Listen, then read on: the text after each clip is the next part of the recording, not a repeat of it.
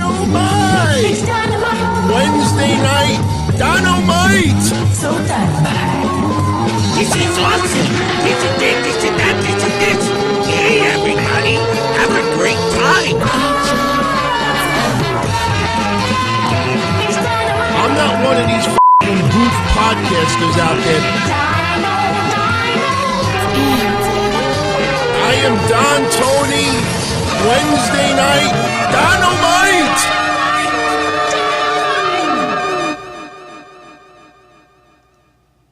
Hey, good evening, everybody. It is Wednesday night, September 2nd. Can you believe it? We're already in September. Unbelievable. Can you remember? There was an Earth, Wind, and Fire. Shows you how old. I was a child, a baby, when that song came out. But happy September, everyone. I am back once again. This is Wednesday Night Dynamite. I am Don Tony, as always, and I want to thank you all for tuning in. And by the way, big shout out to everybody who's tuning in live. Big shout out to people like Puffy. Oh, no. Here we go. Puffy. There you go, Puffy. He's on his way to work, listening to yours truly. You know, don't watch the video while you're driving, unless you're on the bus or the train. That's different. But I want to thank everybody for tuning in tonight. AEW Dynamite unopposed. Well, not necessarily, because NXT aired on Sci-Fi tonight, going head-to-head with AEW. I tell you, you notice something today as far as wrestling news goes? Search around. You hear all these sites suddenly talking about how NXT possibly may move to Tuesday nights permanently, that WWE is starting to review it and look at it, and then you got other podcasters saying, hey, you know what? It would be a good thing if they're on separate nights. Hey, you know what? If one of them moves, fans should not be critical of them. We're talking about this for like 2 months now. I mean, do people have to wait until I think I figured it out. They wait until all the websites all chatter the same thing. This way, when they say it now, when people Google search or Twitter search or YouTube search, their stuff comes up. Man, what's going to be next? That a faction is going to form that's going to attack people on WWE, and they're going to call themselves Retribution? Come on, man. Seriously, come on. I have to be a little bit more serious for a couple of moments. Me personally, and it was weird because I think it was the last episode of Blah, Blah, Blah on Patreon. A lot of people were bringing up Mets memories as far as baseball, and I was sharing a lot of memories, not even 2 weeks ago, about Tom Seaver. And just thinking about 1983 as a kid, and, I know most of you out there, this doesn't pertain to you. But when we talked about it that day, I said, keep him in your thoughts, because he's not doing well health-wise. He's been ill for several years now. He died today, 75 years old. In my opinion, and a lot of people's opinions, the greatest Mets player to ever put on the uniform. Mike Piazza would probably be number 2. But, yeah, he passed away. Also, in the wrestling world, and it's sad, it really is, because I know a lot of you know who this person is when I shout him out. I want to get his Twitter hashtag, his Twitter account name correct, in case you want to stop over there and pay a little tribute. It's at IfYouSeeKacy. K, letter K, and then Kacy with a C. Kacy Michael, who I know a lot of you know that guy's name. His name is synonymous with covering women's wrestling online. I mean, I've been on the net since I was born in the early 90s. Even before they had, browsers and everything else. But as far as women's wrestling goes, 2 areas that I always focused on more than anything else: Diva Dirt and Squared Circle Sirens. And this guy had his own website, squaredcirclesirens.com. Say that fast 10 times. And you want to see work ethic, dedication, and not only that, this guy's battling major issues intestinal wise. He died today, 26 years old. I don't want to get into the exact medical conditions because it's a little vague online, but he has posted little updates here and there, and you see his pictures. I mean, he was just the shell of what he used to be. But man, you go on his Twitter and you see loads of established women wrestlers and I don't like singling out individuals, but you go from Charlotte to Sasha Banks to Kylie Ray, the list just is never ending. Go to that website and just look around and you realize how important this guy was to covering women's wrestling. It'll blow your mind. It's a name that some of you out there definitely know, and that's a name that a lot of you out there never heard of before.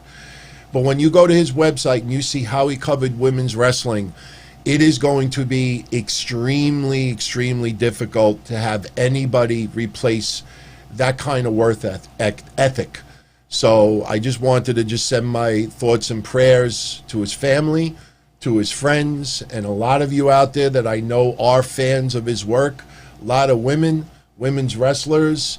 Kacy Michael passed away, 26 years old. You don't ever, I mean, my God, it really, I had no idea that his health condition was that bad. I mean, when you see him tweeting about that they had to remove most of his intestines, anybody out there that knows about yours truly, a little over 2 years ago, I had diverticulitis surgery. I only removed about this much of my intestine. But, it's not fun to have all of these stomach issues and cancer scares and cysts here and growths here. And, anybody that's seen my medical records, I got issues too. Nothing like this. My God, you see what this man went through. And yet, this is the thing that really hits me the most. This guy has been battling this for so long, yet still insisted that he cover not only women's wrestling, but just try to expand people's horizons. Come on, you look at social media, and a lot of people out there when it comes to women's wrestling, they basically pay attention to WWE and AEW, or a little bit Impact Wrestling. But you got so much awesome women's wrestling out there, from Japanese wrestling to American wrestling, and nobody pays any mind. And it's sad because a lot of these promotions, if somebody tweets about it, they might get 2 likes because nobody out there pays attention to it. But yet they bitch and they complain all day long about women's wrestling not being all that great and this and that. Why do you base your fandomhood on how many tweet responses you could get? So I just wanted to share that with everybody. And you know what? I want to also send thoughts and prayers to someone who is still with us, but he's battling some real big health issues as well. Another name that you probably have heard of before. His name is Jim Valley. He has been a co-host on Wrestling Observer Live. He's got a couple of his own podcasts as well. He is a good friend to the Cauliflower Alley Club. He is battling right now an illness called GPA. And if you don't know what GPA is, I have it written down because I want to pronounce this the right way. It's granulomatosis and polyangiitis. Basically what happens is that your blood vessels narrow, and they inflame and they narrow. And because of that, it cuts down the blood supply to your lungs, your kidneys, your throat, your nose, your body. And if you do any research about that illness, not too many decades ago, people would die within 5 months. So he's been clear of this for about, 5 years, maybe a little more, but it's returned and he's in ICU right now. So, everybody out there, see, I don't like comparing my stuff to other shows out there. You think of all the wrestlers we paid tribute to this year that passed away. Even, when we talked on Monday, with, Incredible Hulk #2, as we like to joke. You see anybody covering these people? Hana Kimura, you would have thought was you got Lita, Trish Stratus, and Hana Kimura. It's like everybody jumped on that. And you remember my formula? Remember when she tragically passed away, suicide? Remember everybody out there, can't we all just get along? Can't we all just be nicer? Can't we just let everybody in all shapes and sizes, race, creed, color, sexual orientations, can't everybody just enjoy themselves? It's funny because you got people out there that will go in front of a camera and just talk really, really stupid and dumb. And people have a field day making fun of that. And I'm sorry if this offends some people out there, all right? But how many of you in the last couple of weeks seen people out there, everybody has a camera now, everybody cuts promos, everybody thinks that, they can actually talk a little bit. And some people, obviously, they're horrendously horrible. And people make fun of them, and then they'll masquerade making fun of them with jokes. Oh, ha, joking around, this and that. And here's where I offend everybody out there. Unless that person that's cutting said promo, that is just even making an ass out of themselves, unless they're missing a couple of chromosomes, unless they're mentally retarded or they have some issues, it's let's make fun of everybody. But the minute there's a chromosome or two missing, then, like, love, retweet, follow me back, blah, blah, blah, blah. This guy's a saint. I'd love to see him get a job in a wrestling company. No, man. Just because somebody is deficient and has some disability, that's the difference of making fun of someone or not. There's so much mental illness going around in this world. Mental illness is not based on what your color is, or based on if you're handicapped or not, or based on if you're fat or if you're skinny, based on if you're gay or if you're straight. Mental illness is mental illness. We talked about it on Monday with Braun Strowman. There's a guy, you say to yourself, how can this guy be depressed? Yes, his issues with his mom is terrible.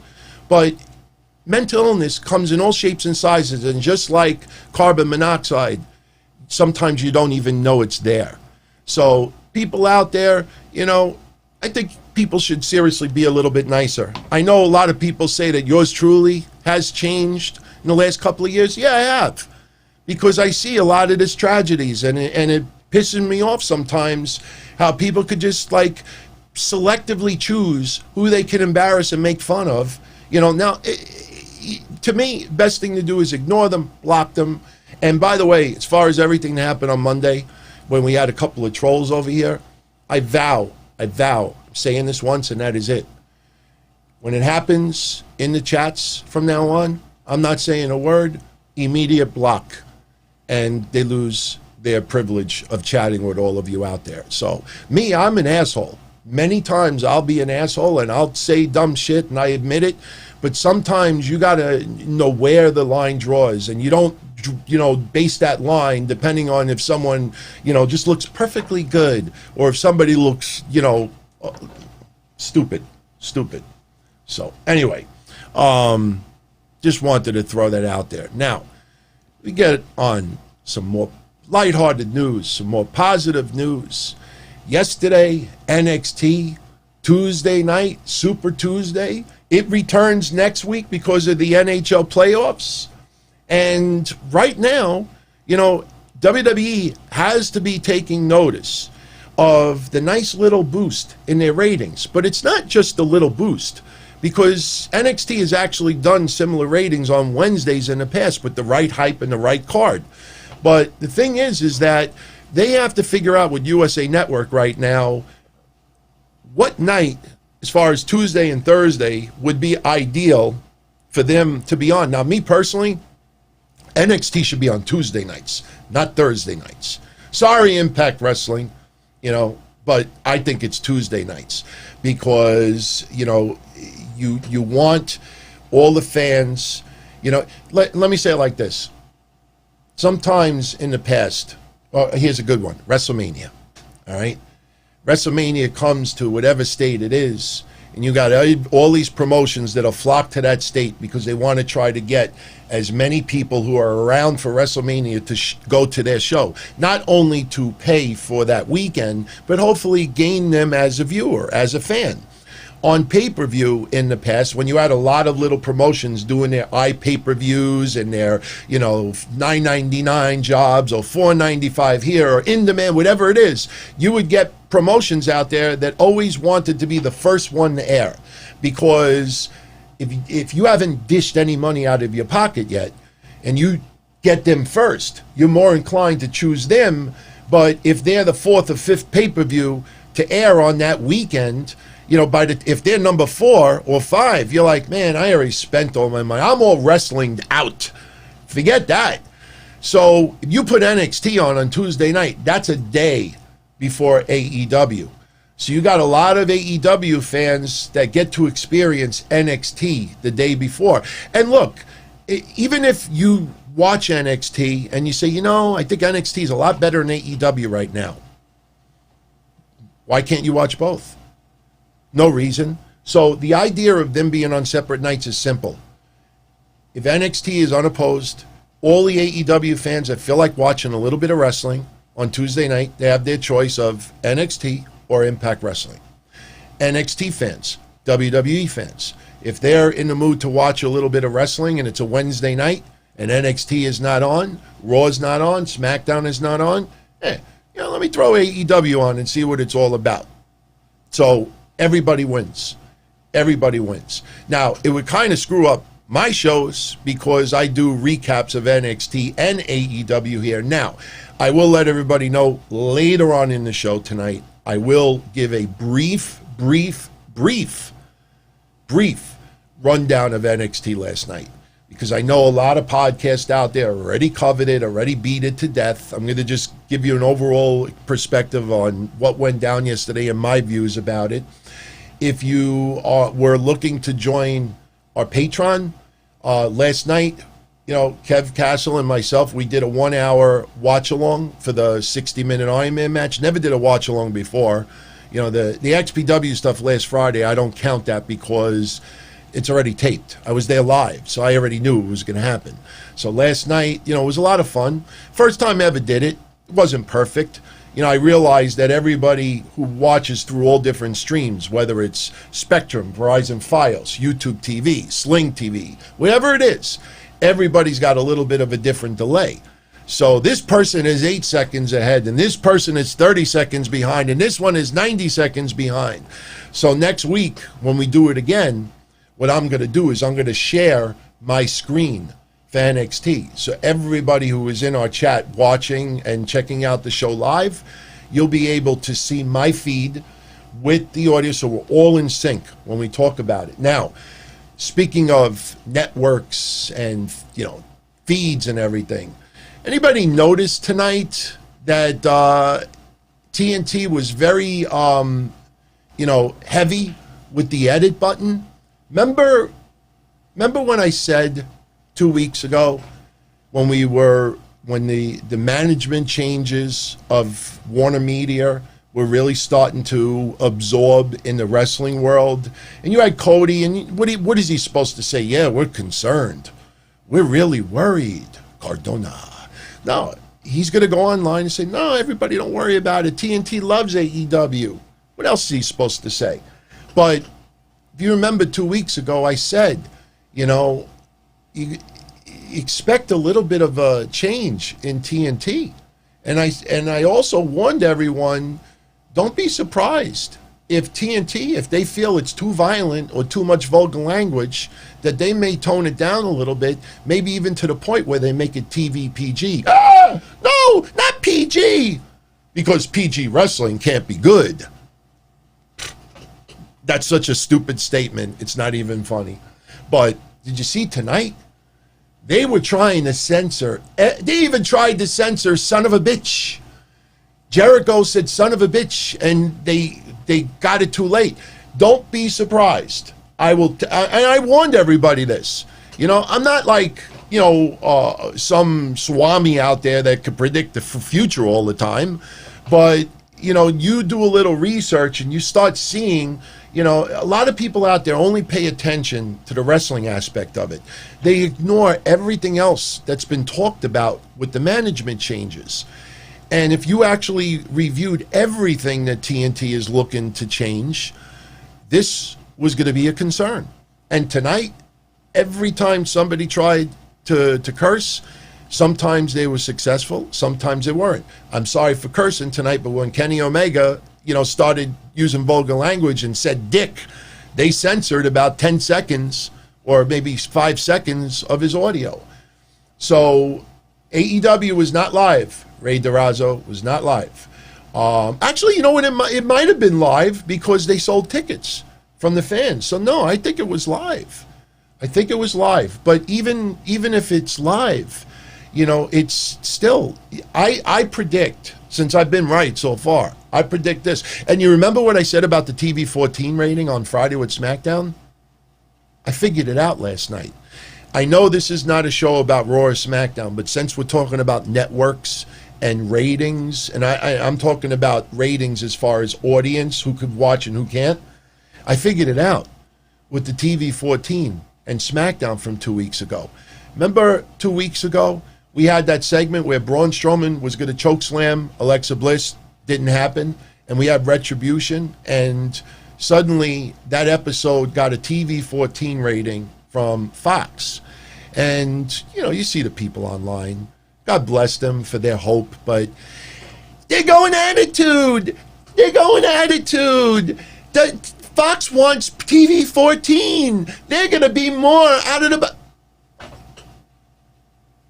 I told everybody, that Retribution stuff, that Antifa-like stuff, they don't want that at 8 p.m. on a Friday night prime time when a lot of children are watching also. That's why they got the TV 14 rating, and I figured it out last night. Now it makes sense. Did you see all the goofs? Yeah, I will say that once in a while. Did you see all the goofs in the wrestling news world yesterday that said Retribution is only going to be a Monday night thing because they want all the focus Friday nights on Roman Reigns? Did you read that everywhere else? Roman Reigns, especially now that the news came out that The Rock, his wife, and his 2 little daughters all got COVID-19. They're battling COVID-19. They're 3 weeks in, so they're all doing good. But right on the heels, think about that. The Rock, Roman Reigns returns. The Rock 3 weeks ago, COVID-19. So just think about that moronic news reporting. Roman Reigns is back in a very limited capacity, as I told you all 2 weeks ago. So you mean to tell me that Retribution is going to be removed from the storylines on Friday nights so all the focus is on 5 minutes of Roman Reigns? How dumb does that sound? Here's the facts. I figured it out last night. 2 weeks ago, they did the Retribution stuff. Fox didn't like it. They gave it a TV 14 rating. That was their message to WWE. We do not want this crap on Friday nights, and if you do that again, we're going to keep hitting it with a TV 14 rating. You may not realize this, but that is a big issue with advertisers and families and everything that WWE has built up for family programming. So to avoid, did you notice last Friday, Retribution didn't show up? Remember my preview for Monday with the milk cartons? Where's Retribution? What, do they take weekends off now? I said it joking around, but it's actually true. They didn't show up on Friday last week. It was a week after the TV 14 rating. Now the reports are that Retribution's only going to be on Raw. Now you figure it out. Fox, nobody wants to come out there and say it publicly. Fox does not want Retribution on Friday nights. Last Friday, no show. Now, Mondays only. Had nothing to do with Roman Reigns. But these networks out there are very, very tough on what they want and what they don't want. And I'm sorry, AEW's got to be really careful right now. Seriously. And I'm not trying to be like Mr. G, PG. Well, Mr. G was a weatherman. Mr. PG. I'm not saying that. But AEW is still new. And AEW still has to walk on eggshells when you got new management on TNT. You can't walk in there, top 10 show. Top 10 show. I own the Jaguars. Top 10 show. You can't do that. Because management will turn around, all right, we'll see what happens there. So AEW's got to walk on eggshells. And Jericho, Taz, Jake Roberts, John Moxley, everyone else, that Omega, that cursed today, and tried to keep throwing them out there. Trust me, I will bet you everything that I do that TNT is going to contact AEW and tell them, cut down on the strong language. We don't want it. If they had no problem with it, they wouldn't have tried to censor everything tonight. And they're allowing blood. Be happy that they're allowing blood. So just remember that, because this will become a big news story. You're going to get goofs like Ringside News that are going to just watch it and say, they really tried to censor everything today. We got an exclusive straight from our sources that TNT told AEW, we don't want strong language on our show, and we don't want to have to keep censoring everything, and if it keeps up, we're going to start cutting down the blood. Why am I doing this? I feel like I'm on that, what was that little machine that we used to be on, where we, not hula hoops, but used to sit on it? Anybody remember what that toy was when we were a kid? Whoever did that, God bless him, man. All it was a piece of plastic that would spin. You would be on there and you'd be like this. It would like rainbow colors. Does anybody out there remember it? And if you admit that, not a trampoline. Trampoline is where you jump and you just fly in the air. By the way, since we're talking about trivia right now, later on tonight, to celebrate Thunder Rosa making her AEW debut and a win tonight, sit and spin, George Burns. You were 100 years old in 1986, I believe. What are you, 135 right now? George Burns got it right. Sit and spin. You know what, George Burns? Seriously, if you don't mind DMing me or emailing me your shipping address, I'll send you any wrestling shirt you want, any promotion, even a podcast. You could even choose some other podcaster. You could even be a wise ass and choose a Kevin Castle shirt. I'm in a good mood today. But later, I'm dead serious about that. Anything you want. But later on tonight, a shirt. Oh my God. Later on tonight, since Thunder Rosa made her debut and won, and everybody's talking about Thunder Rosa tonight, we're going to give away one of these.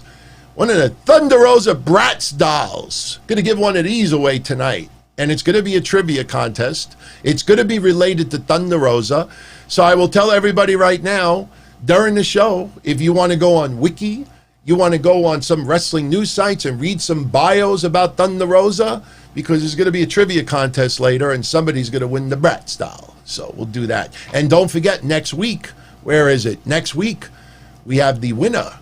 Oh, no, we gave that away. I'm sorry. Oh, I don't have it here. The Evilise signed hat. So we'll give that away. Kevin K, I don't want to mention his last name. I don't know if he said it publicly, but he did claim his Kenny Omega signed Funko Pop. So that is, in fact, he might even have it by now, believe it or not. It might even be on eBay, Like I said to everybody out there, you win something that you don't like, throw it on eBay. I don't care. Get some money for it. It's fine. Just be thankful that I'm not putting up Baron Corbin cards as prizes. So. But, yeah, so we'll talk about that a little bit later. So people out there, AEW can be just fine without all the vulgarity. But when they're even censoring son of a bitch, that should tell you something. That should tell you something. But, hey, if you're a follower of this show, you shouldn't be all that surprised. Now, remember I said earlier, Impact Wrestling, not too happy that Super Tuesday took place yesterday. You know what? Before we get into that, I want to just put up 2 super chats, if you all don't mind. First one, and I got to actually put these bigger. Yeah, let's make this bigger so I could read.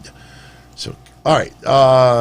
This guy changes his name every week. This is now oerap alias QT Marshall, Matt Cardona, The Dark Order, and Cameron Grimes. Who would I not care about more? Easily, QT Marshall.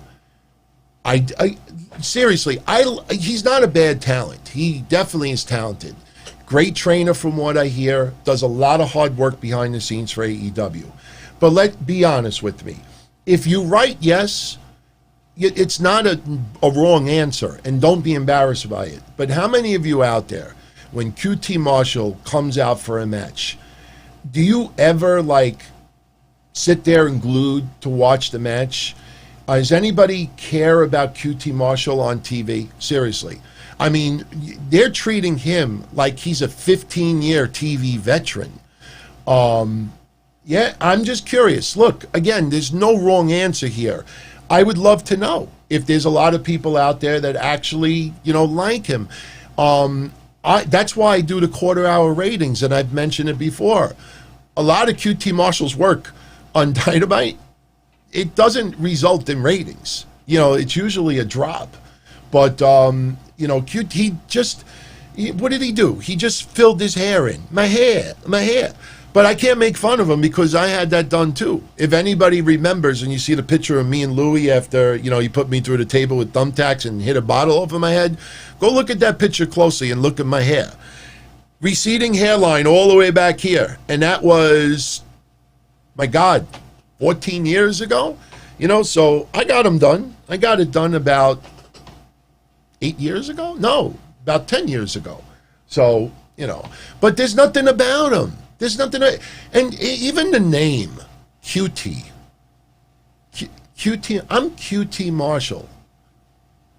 I don't know. You know what it sounds like? It sounds like a name that a Bella would name their kid. We're going to name him QT Primavera Bella. QT Primavera Bella. QT Bella. Oh, what a QT Bella. Out of here. Get out of here. Anyway. One more super chat I'd like to mention, and then we'll get into the meat and potatoes of today's show. SRH John 07, Thunder Rosa is a special talent. Never had a favorite women's wrestler, but she has caught his attention, and he's enjoying it right now. Thunder Rosa's talented, man. I have 2 of her shirts that I bought a while ago. I've liked Thunder Rosa for a long time. I don't tweet about her all the time because I don't want to come off as a weird creep looking for a like or a follow back or something, but I am a big fan of her work. She is talented. She's, I believe, 34 years old, and she's not a spring chicken as far as 22-year-olds that are wrestling. She's got talent, and she is really fan friendly with her fans. It's great to see her in AEW tonight. And I know we jump back and forth a little bit because my recaps are not your typical recaps. I know people have been asking me to make it a little bit more organized so people could put timestamps up and everything. Maybe next week we'll do one show where we'll just do everything in order. And we'll put some timestamps up and we'll see if anybody complains. If everybody likes it, I'll keep doing it that way. But tonight, Thunder Rosa makes her AEW debut. We were all wondering who she was going to face, and lo and behold, she faced tonight Serena Deeb. Serena, Straight Edge Society. Remember, sitting at the bar, GTV. Well, it wasn't GTV, but you know what I mean. And then suddenly she was gone. Serena Deeb, Thunder Rosa. They had a pretty damn good match today. Now, I know there's a lot of people that are fans of NWA. I've been talking about this for the past month. I continue talking about it. Billy Corgan's 20-year program is going to turn into a 25-year program, or maybe a 30-year program, because he has lost a lot of talents from his roster. Ricky Starks is probably the biggest name. Zicky Dice, where we haven't seen him do anything right now. And I truthfully think Wade Barrett, Stu Bennett, John Gold, I think he's going to get the job as a permanent commentator for NXT. I love Stu Bennett on the mic. I remember when Jim Cornette got fired from NWA and we were wondering who could replace him. My pick was Joey Styles, because Joey Styles is just too good and too young to not be doing play-by-play for wrestling right now. Seriously. I know he's done a little drips and drabs, but that guy, there's years going by, and this guy is not, just think about that. I enjoyed Joey Styles in 1994. Was it 3 or 4? Was it 3 or 4? 3. 27 years. Think about that. He still looks like he's 30 years old. 27 years, Joey Styles, since I saw him commentate. And he's not in a promo. I thought he would have been a good fit for NWA. Then they bring Stu Bennett in. Wade Barrett. I said, all right, I'll give it a shot. First night he did it, knocked it out of the park. I'm like, man, I like it. He sounds professional, deep, educated, presence about himself. You know, and it's not like I never heard his voice before. We saw him on WWE TV for years and years and years. But as a play-by-play, he's excellent. He's excellent. So now for those, and I'm mixing in some news as we're doing this. Next week for NXT, you know, for the main event, and the whole show, obviously, Wade Barrett is returning for a third week in a row. If Wade Barrett signs with WWE, one thing you could figure out pretty quickly is that Billy Corgan must have told his roster that, look, COVID, nothing going on, and, you know, we can't afford, I mean, look, you read those reports that some people were only getting paid like $300 a month or $500 a month to be part of NWA. You know, just think about that. I mean, I can't even pay my cable and my electric bill with that. So I think Billy Corgan did the right thing and told his roster, look, if anybody out there wants to go work elsewhere, I will let you out of your contract. And some people, I believe, I don't know if this is true, but it's just too many people conveniently leaving. It can't be that their contracts all just so happen to have expired. You know, there's too many names. You look at NWA's roster right before COVID, and you look at it after COVID, and you see so many people working other promotions. There's no way all those contracts expired. Stu Bennett leaving NWA would be a major, major loss. Major loss. Good for Nick Aldis and a bunch of others who are sticking by NWA, but at the end of the day, you know, you got bills to pay. You got families to feed. You got to feed yourself. You got to take care of your priorities. You know, nobody out there should sacrifice just to please someone else, you know, or hurt yourself. Because they got to look out for number one. So, you know, we'll see what happens. But I would love to see Wade Barrett as a permanent NXT commentator. As few people brought up, which I think is a great idea, put Nigel McGuinness for NXT UK. Put him NXT UK. I think that's a great, great idea. So, another super chat. Sifi Afi or QT Marshall? Still QT Marshall. Sifi Afi, oh man, I'll talk about it Friday. Sifi Afi, I'll never forget when they tried to make him the replacement for Jimmy Superfly Snuka. If anybody out there wants to see something funny, old school wrestling, go on YouTube and just type in Sifi Afi, Jimmy Snuka. Or if you liked my history show, just go to dontony.com and in the search box type in Sifi Afi. Sifi Afi. And the episode that I did will come up. And what they did was, you had Howard Finkel. I'll never forget it. Snuka had just left not too long earlier. And they thought Sifi Afi could be the replacement for Jimmy Snuka. So I'll never forget, they did a Madison Square Garden show. And I would say this was, I don't know, late 80s. You know, mid 80s, I would say. And just thinking Howard Finkel's voice. From the Fiji Islands, big pause. Everybody's like, no fucking way. Holy shit, Snuka's back. Everybody erupted. And then when he came out, Howard Finkel, I swear in a stack of Bibles, Howard Finkel actually said, Superfly, Sifi Afi, and you see him walk into ringside, and everybody is like ready to slap like high fives to Snuka or pat him on the back.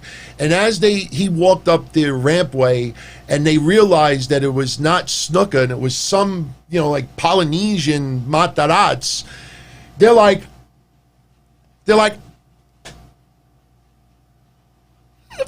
and people were booing the shit out of him. Big, epic fail from WWE. I think I even wrote on my history show the night WWE trolled the fans. They trolled the fans big time that night. I go back and I watched that and I laughed my ass off. So just a little random stuff here and there. There's no reason why we can't bring up some little random things here and there.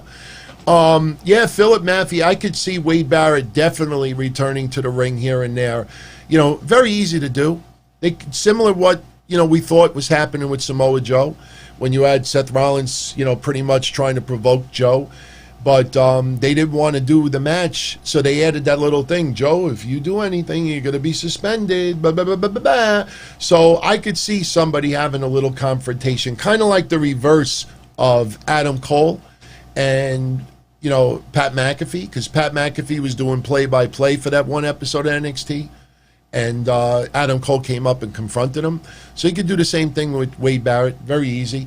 You could just have somebody go to the commentator. Actually, you could even set it up for like a week or two. Wade Barrett could say something derogatory about somebody in the ring and do that for a week or two. And then that wrestler goes to confront him about some of the things he said. Knock the headset off of him. Wade Barrett gets up. John Gold, you are the murderer. You are this. I could see it. Just keep in mind, Wade Barrett is like 40. So, he doesn't have too many yet. But then again, you see Kurt Angle lately? Did you see that milk challenge that he did? I mean, it's impressive to bounce the milk off the basketball. This guy is not working out just so he could like flex in front of the camera and make everybody ooh and ah. Kurt Angle I think is going to return to the ring. And I'm really curious if Kurt Angle has a match in AEW or Impact Wrestling. I think it's possible. Impact Wrestling might be more apropos because Kurt Angle is still on the good graces of WWE. I think he'll ultimately be back. But Kurt Angle, you see the shape that he's in right now? My God. What happened to this guy having all this pain? I know firsthand, you lose weight, a lot of pain goes away. But his body was hurting him like a couple of months ago. And that's how you deal with the hurt? This guy is cut. I mean, it'll blow your mind. If you haven't seen it yet, just go on social media and just type in Kurt Angle and type latest on Twitter and look at what you see. It'll blow you away. So God bless him. Seriously, God bless him. Ken terminated by DQ. Has Serena always looked this fit? She's been this in shape for a little while now. She's getting up there in age as well. She doesn't have too many years left. A lot of people think Serena Deeb will be better suited as a trainer. She's done a little bit of training already. But I got news for you. I know a lot of people think that Kenny Omega, trains the AEW women, and then when people confront Kenny Omega, he tries to pass it off to like Brandy or someone else. And you understand why that's done. But I personally think AEW would be very wise to bring in one or two women to help train the women a little bit further. Britt Baker, she's special, case because she's got Adam Cole, to basically get her improved. Not every woman on AEW roster that's kind of Shangada. I don't know who Reba is with, but my God, you saw that match with Penelope Ford and Big Swole. I could understand having a bad night, but that was a bad year. I mean, that was the worst match that I've seen in women's wrestling in about 10 years. Seriously. I think that Sharmell, who did Sharmell face in TNA Impact? It was Victory Road 07, I believe. I think it might have been Victory Road 07. Anybody? Jenna Maraska. That's what it was. Jenna Maraska. Go watch that match. It actually competes with Jenna Maraska versus Sharmell. Kid you not. So, and by the way, you know, I'm getting used to this 49-inch monitor, and it's pretty cool because I have everything in front of me. So I know that I have been guilty sometimes, especially with super chats. You know, people will post one and then I don't see it for about 10 minutes, maybe longer. So now, yeah, people are now commenting about Kurt Angle. You know, God bless him. How long have I had Thunder Rosa in the corner? I just realized that. Thunder Rosa in the corner. I don't think people would complain too much. You know, she's, you know, nice to look at. You know, I'm taken. But Thunder Rosa, you know, she's a cutie. Not a Marshall, but she's a cutie. So, yeah, you got to see the Kurt Angle stuff. People are just getting blown away right now. So, just think one day, everybody, one day soon, I can flex my pythons, and I don't think so. I'll never be cut like that. Honestly, I don't mean to be a dick, but the day I ever get cut like that is the only way I'll get cut like that is if I get diagnosed with some muscle cancer, and it just eats away at all the fat and everything. And then, you know, it's amazing how so many people think that picture is real. People don't realize that when I did that flex that time when we got 10,000 and 15,000 subscribers, I took my arm. You know, I mean, it's a little worked out. You know, not too much, but I took my arm and I went like this. So people are like, holy shit, Scott Steiner, look, you know, if you hide your hand the right way, there you go, you know. So I just try to have fun, man, seriously. We got to have fun. Too much bitching and complaining online, you know. And people are writing all these tweets about all the hardship with work and money and stuff. I mean, almost everybody out there is going through the same thing. You know, it's people are getting sick and tired to see people out there. I got no money. I got no this. I got no that. Join the club. You know, do you want to tweet or do you want to eat? So anyway, let's get into a couple other things. You know, we're going to go a little out of place here, and then we'll talk about Dynamite and other things. Jim Ross was on his Grilling with JR podcast. He talked about Darby Allin. I touched on this last week. Very curious last week what kind of feedback I was going to get. And a lot of DMs and emails, a lot of people were pretty much expressing the same thing that I was saying last week. But Jim Ross had an interesting thing to say about Darby Allin. He says, and I quote, oh, and by the way, tonight also, AEW All Out pay-per-view predictions right here. So I was going to wait till Friday to do it, but I think we could do it here because I'm pretty much set as far as who I think is going to win the matches. And we're on a roll because, you know, technically last week when I said Lashley's going to win the gold, but I said I'd rather him get the 24/7 title because that title changes hands so fast that the way they have the matches in Raw Underground, I could see 2-3 title changes in a night, you know, for 30-second matches. I mean, how many title changes of 24/7 titles? Somebody just sneak up from somebody from behind and roll them up and get a win. Same thing with Raw Underground. You just punch somebody in the face or you kick them in the nuts. You know, ring the bell, it's over. New champion. So we've been on a roll, getting all the matches right. We'll see what happens with All Out. And by the way, Patreon, we are going to do a predictions contest for All Out this Saturday. It's going to be a simple one, straight up cash prize, probably $100 to the winner, and maybe two $25 runner-up prizes. You know, so you get two contests for September. So anyway, Jim Ross said this, and I quote, "We had Darby Allin get a concussion several weeks ago on AEW, and you wonder how a guy like Darby, he's working his ass off to get over, becoming one of our most popular stars, but I don't want him to become concussion poor. And the way that Darby wrestles so spectacularly in a young Jeff Hardy-like fashion, Darby takes a lot of risks. So Kurt would take a lot of risks, and we've seen that time and time again. But you have to worry about brain injuries because, again, you can't see it. You don't see the bruising. You don't see this or that, the blood, the wounds, whatever. And so it's that fear of the unknown, all right? I go one step further with that. Now, I hope everybody, when you hear me say this, remember that I am a fan of Darby Allin. I have been saying for about 8 months now that Darby Allin, Sammy Guevara, and Orange Cassidy are going to be the and MJF are going to be the 4 diamonds in a rough for AEW as far as, household names, even though, they wrestled elsewhere, but those 4 names more than anything. But when JR talks about Darby Allin being reckless like this, I'm serious. I'm not jealous of Darby Allin's talent with a skateboard. I'm not jealous of it all. I'm not jealous of who he was married to. I'm not jealous that he's a lot younger than me. I have been saying for a long time now, Darby Allin is uber talented. That guy could be a major star, and somebody as lightweighted as he is, that is rare. It's very rare for somebody to be, 160 pounds soaking wet and be that big of a star. He has the capabilities of doing that. I'm concerned, he did that dumb move off the ladder. He could have broke his leg in half. Still to this day, I don't know. I don't know why people, when they interview him, they don't ask this question. I wonder if AEW management pulled this guy aside and said, cut that shit out.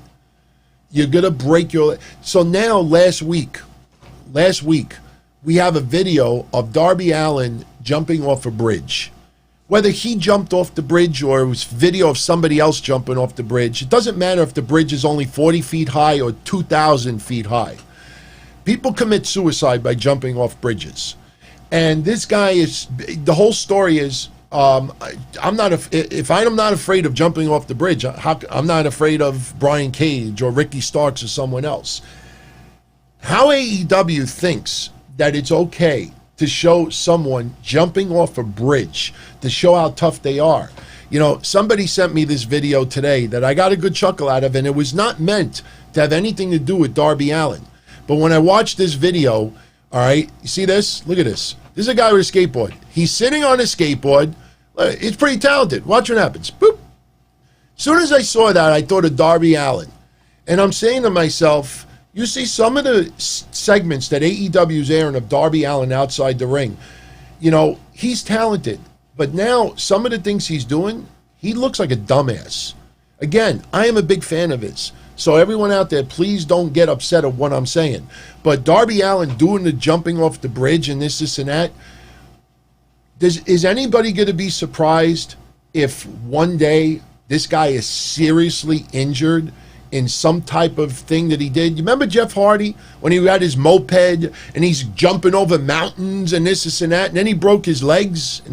You remember, was it Matt Sydal? No, it wasn't Matt Sydal. Who's the guy? Oh my God, I'm drawing a blank right now. The guy from Nexus that, he left, international star, and he broke both of his legs in some type of, thing he was doing. Somebody's going to, Black. What's his first name?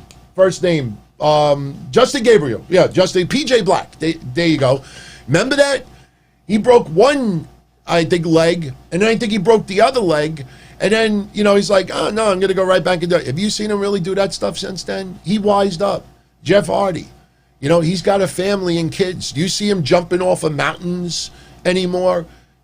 People like to, the thing that concerns me, I think we'll watch this one more time, and then we'll clear it.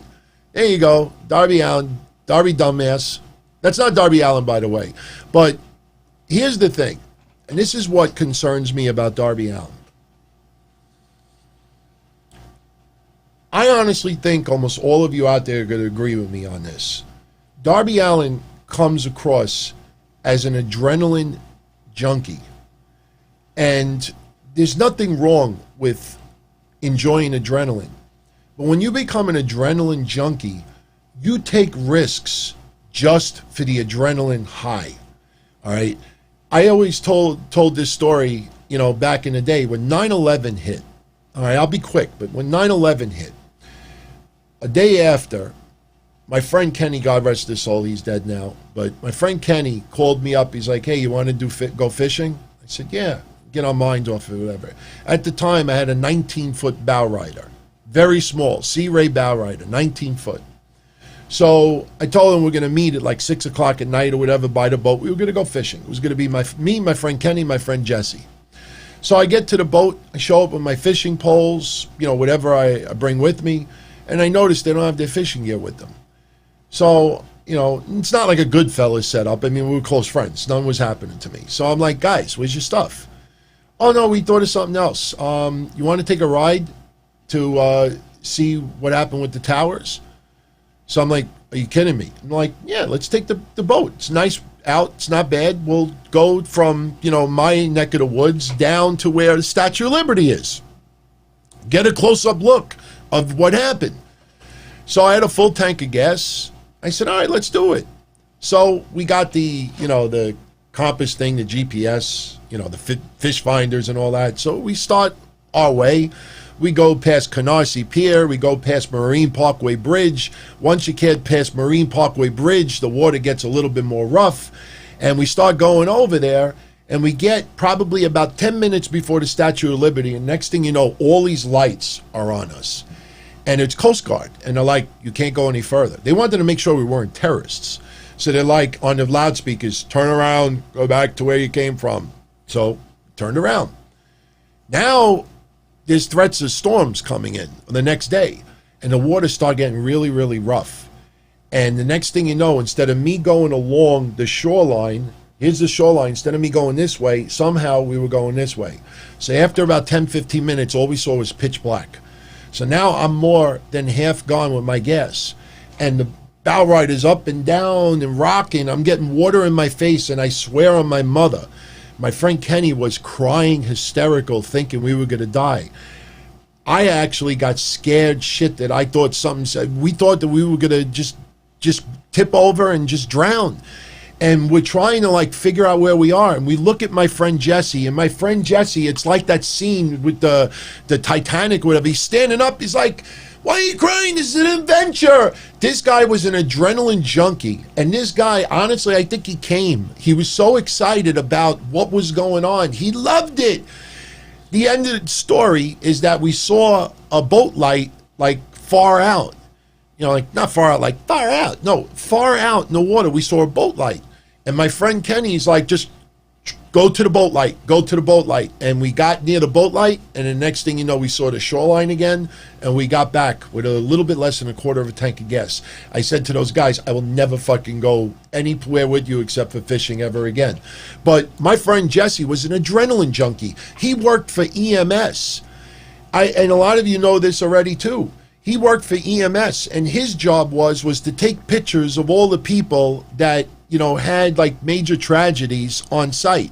Somebody jumps off a building, he takes the pictures of them splat on the concrete. Somebody gets hit by a car and their head gets decapitated, he takes pictures of everything. Somebody gets shot, he takes pictures of everything. This guy kept a photo album of all the pictures that he took. He kept copies. So me, I can't see that. I used to be into horror films when I was young, but as I got older, I didn't like horror films anymore. So once in a while, we would go camping. We go to Bear Mountain, and we'd be hanging out and everything, and my friend Jesse would say, do you see my new dog? And I'm like, where? Let me see it. And he opens the photo album, and it's somebody with his eye popped out. Not Rey Mysterio, but a legitimate eye popped out. Guy got run over by a truck, and the tire, the weight was so, it just squashed his head and his eye popped out. That's what he would do. He's like, oh, did you see my new girlfriend? I look at it, and it's somebody shot 10 times in the head. This guy was so addicted to adrenaline, and it became a sickness. And I honestly think that Darby Allin, I don't want to say that he needs medication. I'm not going to go that far. But it just seems like, where do the risk-taking and the challenges end? Somebody's in AEW especially has got to sit down with this guy and say, look, we got to cut back on some of this stuff. Because the bridge thing is not that big of a deal. But I'm shocked that AEW actually aired footage of somebody jumping off a bridge. I just thought that, man, maybe you didn't think too much at the time, but I'm a little concerned. Of Darby Allin and this adrenaline junkie stuff. His adrenaline, maybe when the fans come back and just the roar of the crowd and, maybe stuff like that will be his fix. But I know people that were like that, not to the level of him. And it almost feels like this guy's got to take insane risks for that emotional high, that feeling, that adrenaline. Some people are addicted to that. So I don't know, man. I don't know if you agree with me, but that's what these shows are about. It's an opinion show. Sometimes I'm right, sometimes I'm wrong, but you're always welcome to interject. And absolutely awesome to see a lot more of you now commenting on the YouTube pages for the shows. I love interacting with everybody out there. You stop by, talk about something. It shouldn't always be a contest related to it in order to post a comment. But yeah, please, if you think I'm out of my mind with this stuff, maybe I need medication and not him, say it. I'll take it. If you're a supporter of the show and you just want to give me constructive criticism, I'm cool with that. You should know that by now. So, Benjamin, I don't think he's a sicko, but it's just it's a bit much, and it's a little surprising that the Donzilla Army and yours truly have to be the ones that notice this and not his peers. You mean to tell me nobody in AEW is watching some of the stuff he's doing and like, Darby, you got to really you got to cut this shit out. It's not a joke. I jumped off my sliding pond or the sliding pond in the park and broke my leg when I was 8 years old. I didn't go up a sliding pond after that, So anyway, by the way, with Kenny Omega tonight, and look, if some of you are kind of strapped on cash, I'm just saying it. Wait till tomorrow. But tonight, Kenny Omega, which was really cool, he was wearing a We Love Hanakamura shirt. I know you really can't see it all that much, so I will put a close-up over there. That was Kenny Omega tonight. And here is the shirt, in case anybody is interested. It is available on Pro Wrestling Tees. And by the way, Hanakamura would have been 23 years old tomorrow. All the proceeds from that shirt go to Hanakamura's mom, to Kyoko Kimura. So if anyone out there, I'm picking one up. Absolutely. I just found out about it when I saw Dynamite. I haven't had a chance to order it yet. But I believe tomorrow Pro Wrestling Tees is going to be doing a 20% off store. So, if $25 plus, shipping, and if you're a big guy, you might be paying even more. If it's a little too costly, then, take advantage of the 20% off tomorrow and pick up a shirt. So, I just figured I'd share with everybody out there. I thought that was a really cool thing to see Kenny Omega wearing that tonight. So, yeah, so rest in peace, Hana. Still absolutely terrible to see that. So, let's see what else we could get into. So, we talked about Mauro Ranallo on Monday. He's gone with WWE. We'll see if Wade Barrett, nobody could replace Mauro Ranallo. Just that energy, the authenticity, just genuinely likable. Whether we have mental health issues or not, some people think that they could relate to him a little. I think he's just a really good guy. It was so sad to see him get absorbed and fall into that toxic climate on social media. Who's going through that today? I know a lot of you out there may disagree with me on this, and you remember what I opened up with the show, but Johnny Gargano, all right? Johnny Gargano, there's a clip floating around social media where he talks about that there's some very bad people on Twitter. And, this is the thing that really pisses me off. And I'm sorry, if I don't know if anybody I know has commented about it. I have too much stuff going on in the day to be sitting on people's social media pages. But I'll say this. We just had, and Johnny Gargano is an NXT wrestler, so that's why I'm talking about it. We just had on the weekend, Braun Strowman. That video on the WWE Network where Braun Strowman is shown crying a couple of times and revealed that he contemplated suicide in the past. Anybody out there ever in a million years ever would think that Braun Strowman is so depressed that he would contemplate suicide? Everybody that saw that video has a different view on Braun Strowman. Maybe the character stinks. Maybe a lot of people feel ho ho ho. Green Giant. Even though the last month and a half, Braun Strowman's been doing pretty damn good, tweaking his character. But almost everybody that saw that video over the weekend was really taken back by it. And once again, stressing that, look, people you'd least expect could have big mental health issues. Now, I'm not saying Johnny Gargano has mental health issues. We don't know. But you would think the carcass is still warm. The body is not even, cold yet.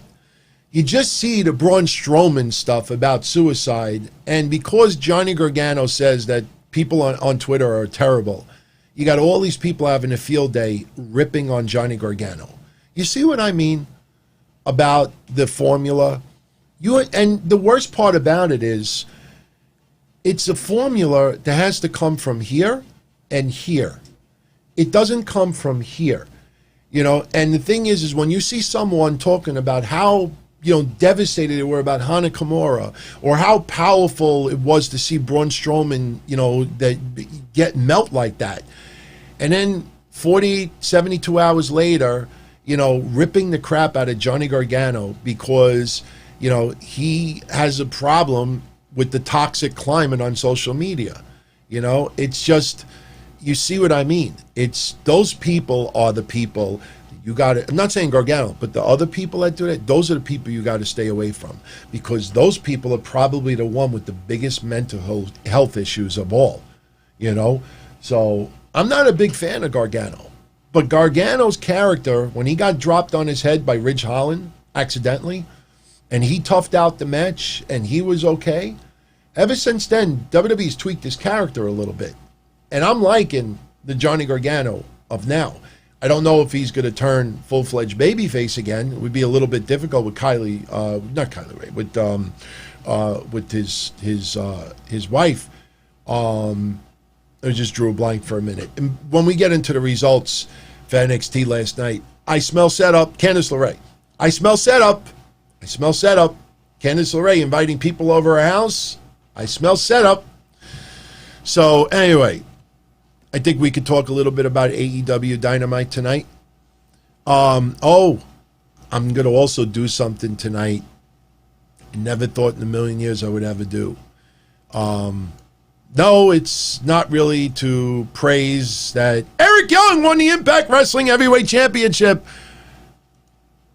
I don't know what that's going to do. I mean, I'm happy for the guy. He's enjoying wrestling again. But when I see in such a short amount of time, this guy, not just the TNA champion, but the Impact Wrestling Heavyweight Champion. Neil's eyes are bleeding. All right, your eyes are bleeding? All right, what if I do this? What if I do this? Are they still bleeding? What if I do this? Look, you're still bleeding? That guy is your heavyweight champion. Doesn't it feel like when he negotiated, you know what it feels like? And look, I just speak my mind. It's nothing personal against Eric Young. But you know what it feels like? Eric Young gets released from WWE. Without a doubt, WWE totally misused him. I will be the first to say that. Totally misused him. But you could almost see it. Whether it's text messages or DMs on social media, you could see him interacting with Anthem, some people within Anthem. It might even be, some people you see on TV. Could be some Impact stars he used to be with. Tommy Dreamer. Could be anybody. And you could almost picture the conversation, dude, come back. As soon as your no-compete is done, come back, man. We'll make things right.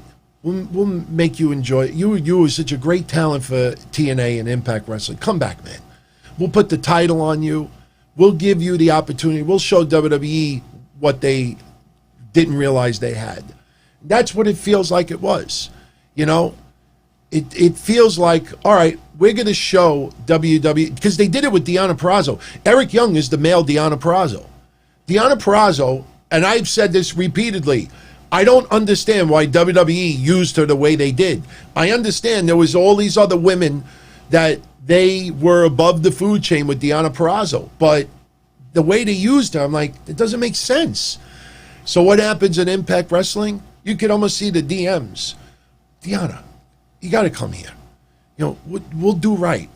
We'll show WWE, you know, what they didn't realize they had. We'll put the title on you.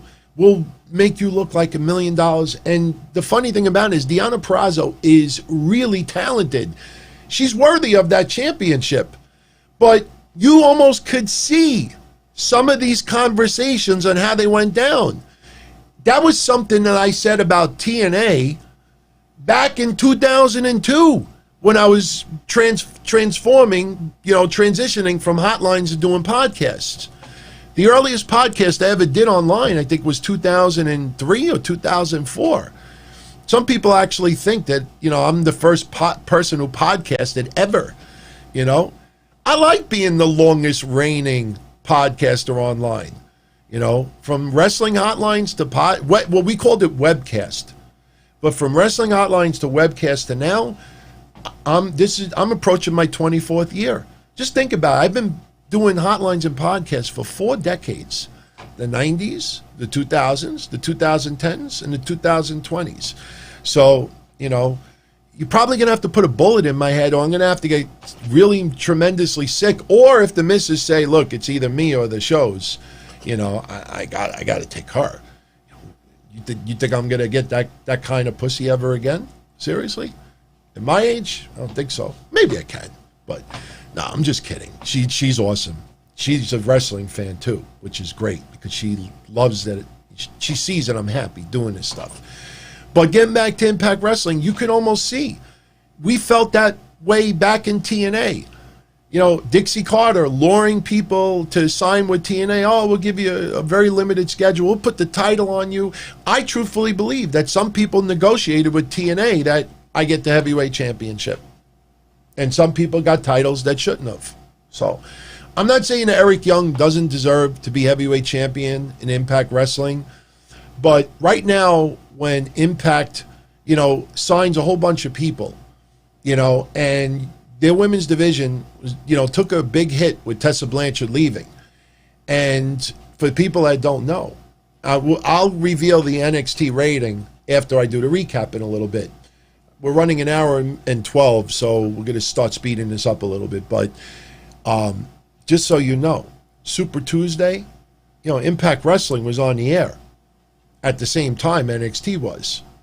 NXT's viewership yesterday went down 40% because of NXT. They went from 170,000 viewers to about 100,000. A little less than a 50% drop because of NXT. If NXT goes to Tuesday nights, Impact Wrestling fans should be the ones livid about this. Not AEW fans putting it in their face. 40% their ratings went down yesterday. Impact Wrestling may have to be permanently just a Twitch promotion, you know, or they're going to have to go to Thursday nights. And by then, who knows, maybe MLW goes there, or Ring of Honor will never be major. For years and years and years, they had that one network where they were like back-to-back with TNA a little bit and didn't really do much of anything. So anyway, let's talk a little bit about AEW. Let's talk about Dynamite. I think we could run through this fairly quickly. Santana and Ortiz beating best friends in a street fight. I don't understand why this is not on pay-per-view. Sure, not every match could be on pay-per-view. When you're destroying Mom's Caravan and basically calling her a slut and all this other crazy stuff, and that doesn't lead to a blood feud on pay-per-view, you know, that tells you something, you know. No, we got to have QT Marshall and Dustin versus members of the Dark Order that nobody really gives a flying fuck about. You know, no, we can't have Santana Ortiz and best friends have a wild brawl on pay-per-view. No, we have to have QT Marshall have a match. We have to have a vignette with Brandy Rhodes and this and that. You know, again, you know, I understand they work hard. They get a double paycheck, you know, but, you know, you could see that, man, you know, for one pay-per-view, could you maybe just take a back seat? not blame it on COVID or a sick family member or, I'm just taking a vacation. I was about taking a step back and say, you know what? I don't think fans really give a shit about the natural nightmares and the boogie nightmares and the brandy nightmares and the alley nightmares and, 5, 10, and 15 from the Dark Order. That storyline with best friends and Santana Ortiz, that's hot. They're carrying over on social media. They got people, having their just talking shit about it. But no, we don't have time on a pay-per-view because we got to put QT Marshall, get revenge on Dark Order, 5, 10, and 20. Seriously, this is just opinion. It's just opinion. It's a match for Cody's honor. You know what? Seriously, I'm sorry for those on audio, but let's give a little moment of silence for Cody right now. A little moment of silence.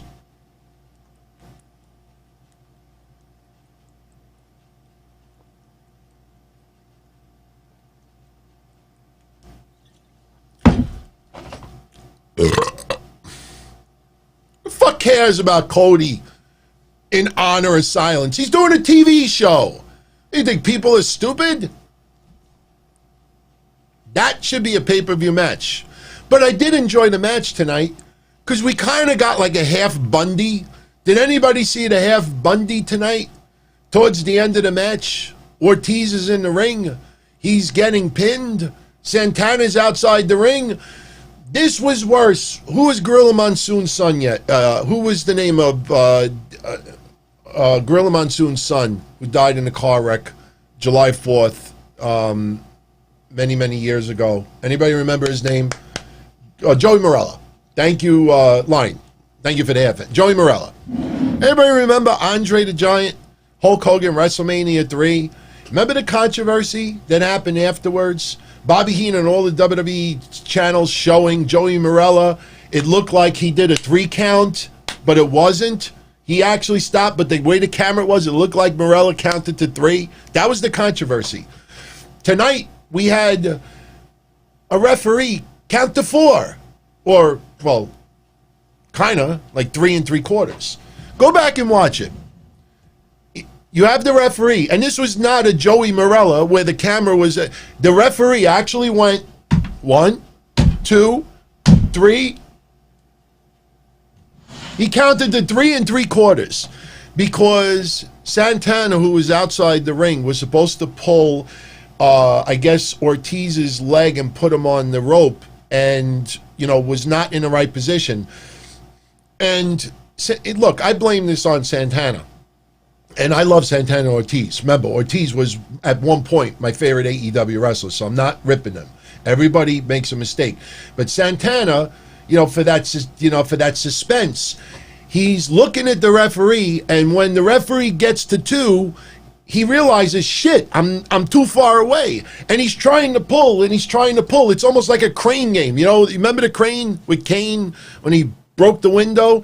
He waited to 2, and then when he went to grab the prize, and it was nowhere near it. It was like, oh, yeah. Dells gave me this a while back. It's like the crane game where, okay, you put the quarter or the dollar in, and you put the position, all right, and then you do it from right to left, and then you stop it, and then you let it go, and it goes like this. That's what happened to Santana tonight. He waited to 2, and he's like, fuck. I can't get it. So I don't know if he pulled, he pulled like his glove or something. It looks so bad on TV.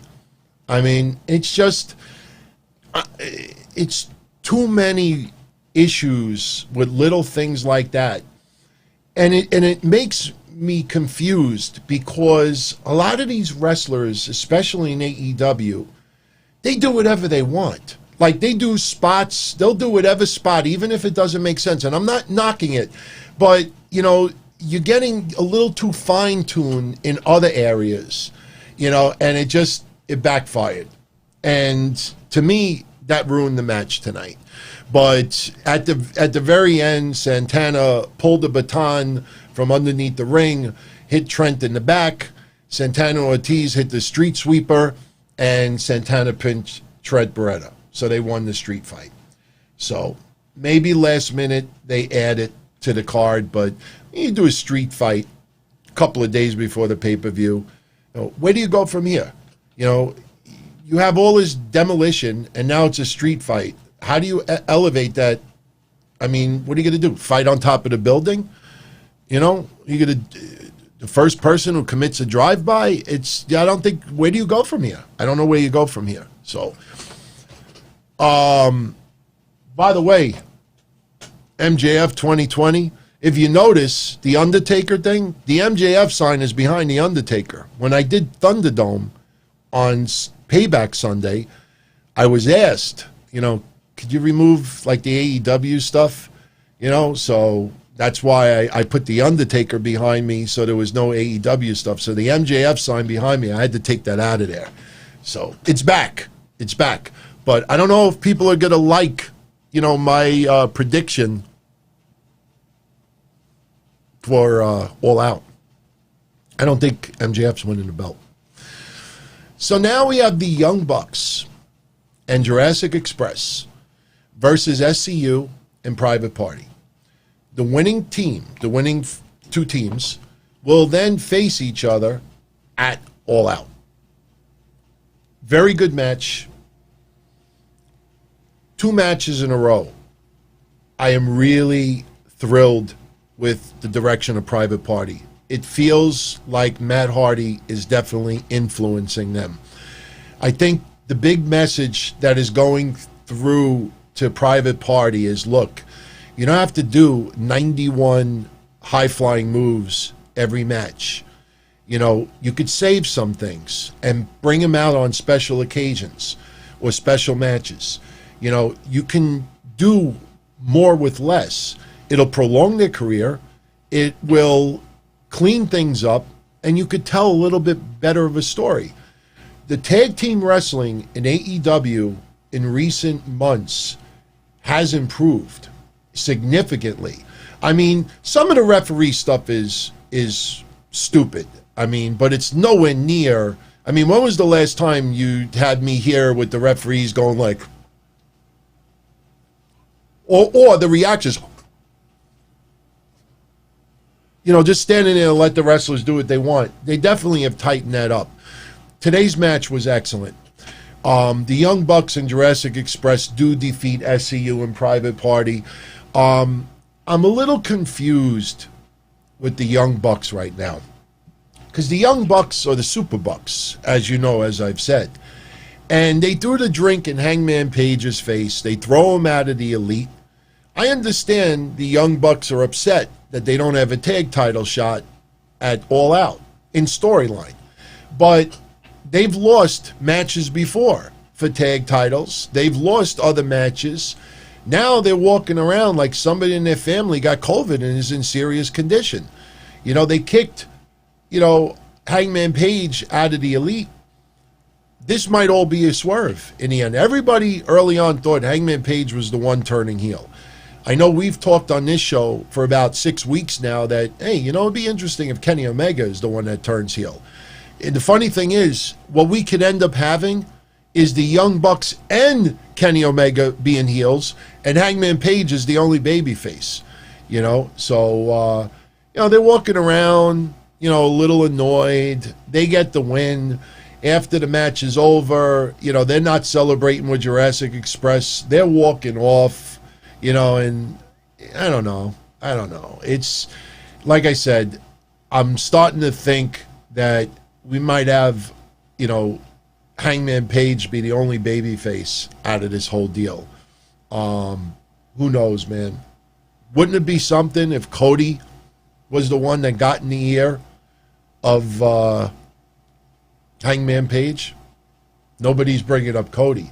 Maybe there's your crazy swerve. Moment of silence. Again, everybody, let's do a moment of silence for Cody.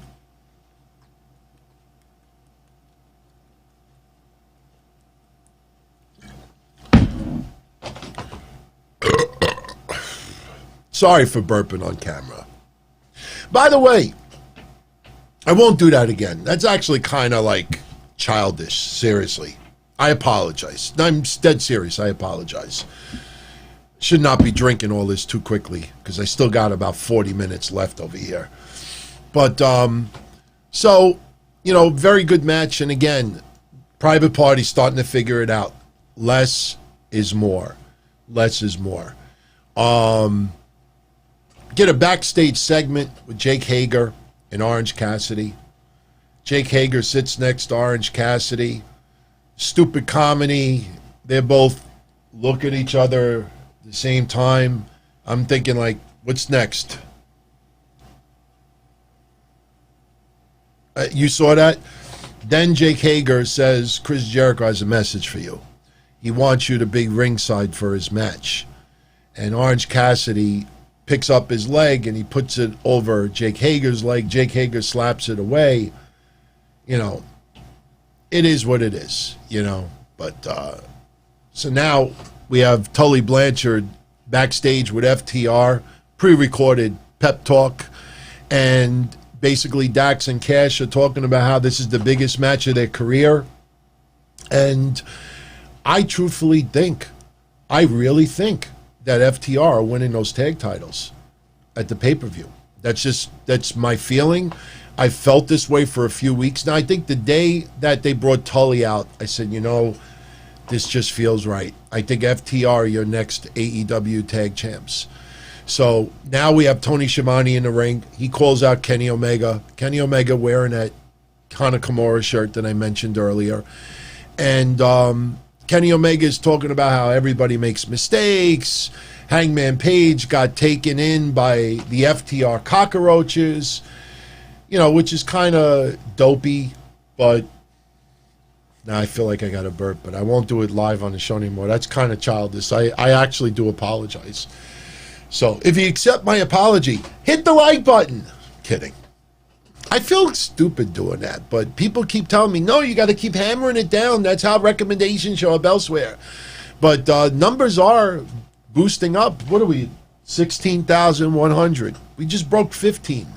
But that SummerSlam recap is what got all the extra visitors. There was like 20-something thousand views on, I'm in, like Jason territory. I got tons to go to be on that level. I mean, Jason, JD, and some others, they're all the way up here. I'm still over here. But it was cool to see that many people actually enjoy the show and now on the channel. So, welcome aboard if you're new. And speak up once in a while on the threads so I could shout you out here and there. But, FTR saying it's the biggest match of their career, I think AEW has built up FTR better than Impact Wrestling building up Eric Young. Better than, because you see that you could, when I said earlier about having that conversation, you could picture people in AEW having that same conversation with FTR. Come here, man. We'll do right what WWE didn't do right. Now, they did have tag titles before, so you can't be like, we'll put... But FTR, it just feels right. I'm surprised. I'm very surprised, and I'm not saying this because I'm a fan of AEW, but, yes, there's no fans, in droves live right now. But FTR, they have tweaked their characters a little bit without trying to do high-flying stuff. It's still no flips, just fists. But you have a great respected Mike Peace also, and Tully Blanchard, someone that has been grossly underutilized for many years, since, he retired. That's a wonderful thing. It's a wonderful thing. So FTR calls out Hangman Page, and FTR is trying to tell Page, well, first they brought out chocolate milk for Kenny Omega because Kenny Omega doesn't drink. And that's when Kenny Omega called him a dick. It was funny how people were making such a big deal that Omega got censored at that point. I'm like, did you all see all night long? Every time somebody says any type of a curse, they're trying to censor it. But he got dick in there because everybody heard that. And, they're basically FTR's trying to stir up controversy with Hangman Page. Tell Kenny Omega, like, who's the again, I'm thinking outside the box. I have not seen anybody say Cody is the one in Hangman's ear.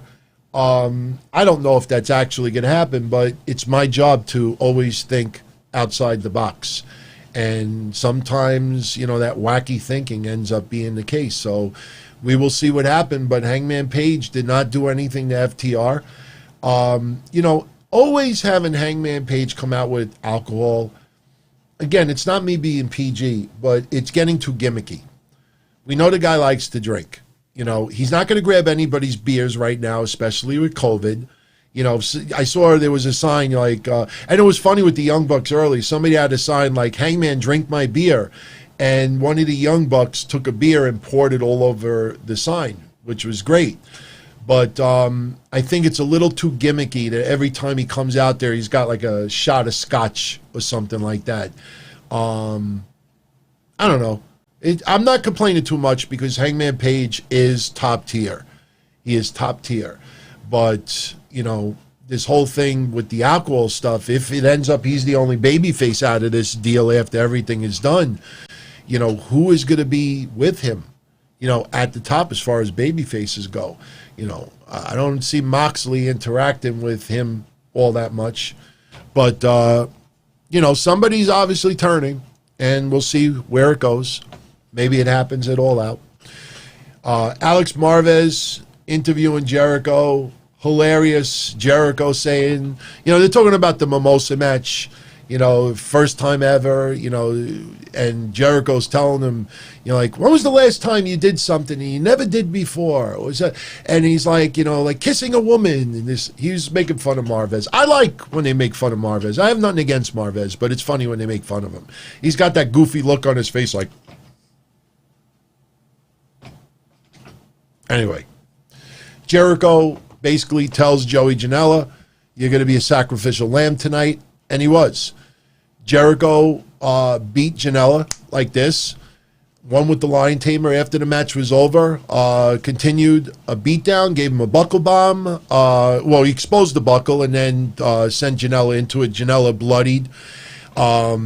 Jake Hager comes out, and it was cool. Jericho wearing the Orange Cassidy shirt, and especially because it's a white T-shirt, he rubbed Janela's blood all over that shirt, and it was a cool visual. It looked like Orange Cassidy busted open.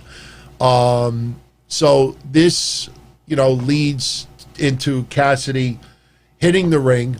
Sonny Kiss runs in as well, and Sonny Kiss actually getting a little offense on Jericho. So we'll see. Maybe that's a match down the line. But Chris Jericho promises to show Orange Cassidy at the pay-per-view that he's a better man, and Orange Cassidy opens up a bottle of bubbly. And, you hear Jericho in the background, "You son of a bitch," this and that, and sensors going off and everything. But, look, I have pointed out in the past, Jericho and Orange Cassidy have scored disappointing ratings. If you remember, one of their quarter hours that featured primarily them was the lowest quarter hour in the history of AEW on Dynamite. Think about that. You look at the overall Jericho Cassidy ratings, everything they've done on Dynamite, it has not been spectacular where you see them big boosts, but they have definitely done better. And it's interesting that I could say that they've done better, and yet we have this mimosa match. It sounds like a dopey stipulation, but when we get into predictions, I'll tell you where I think, this is going to end up. So now, and I'm so happy about this. If you all remember last week's show, I was so pissed off that Matt Hardy and Sammy Guevara had a tables match because, here I am thinking that they do a tables match right before the All Out pay-per-view, and I'm saying to myself, come on, man. This should have been hyped as a pay-per-view match the last couple of weeks. They should not have been able to have a match against each other. Just hype it, build it.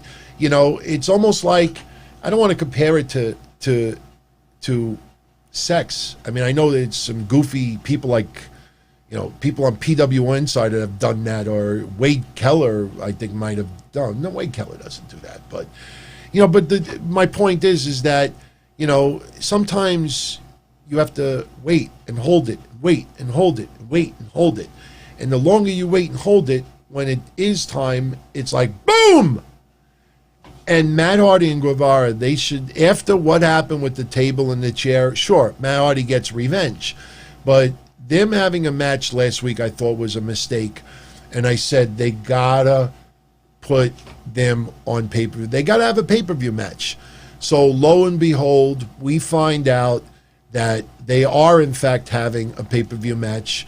It is going to be a broken rules match at All Out. And I said this last week, if they had a pay-per-view match, that might be the match I'm anticipating the most. Now, unfortunately, though, in my opinion, I think AEW shot themselves in the foot with this match. I kind of mentioned it a little bit on social media earlier, but I always like to talk here. I don't like talking in sound bites. I don't like talking in 4 sentences and people think my whole point. I'd rather say it here. I love that this match is going to be on pay-per-view, but they went one stipulation too many. All right, so for the people that don't know, and we can leave that up there. All right, here is the rules for the Broken Rules match. The winner will be the person who is the last man standing. Okay, fine with that. The finish can take place anywhere. Fine with that too. Brawl all over the building. There must be a winner. Duh. But the last stipulation, if Matt Hardy loses, he must leave AEW.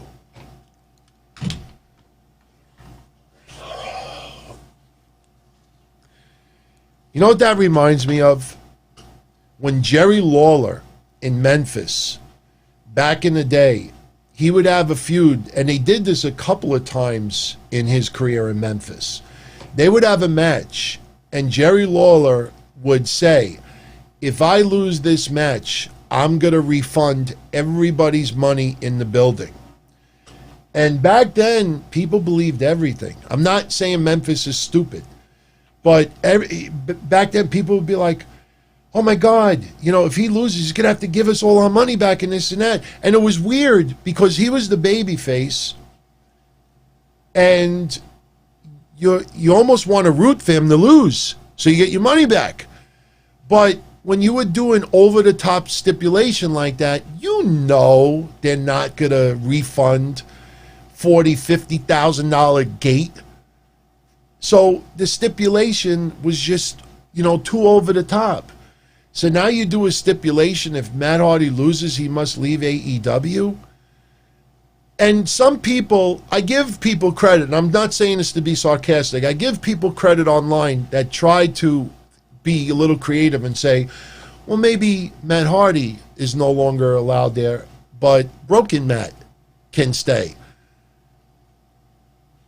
Matt Hardy is Matt fucking Hardy. It's not, if Mankind loses a match, he's gone from WWE, but Dude Love can stay. I thought adding that stipulation, for me, ruined it. It ruined it. You ruined it, damn it! It ruined it.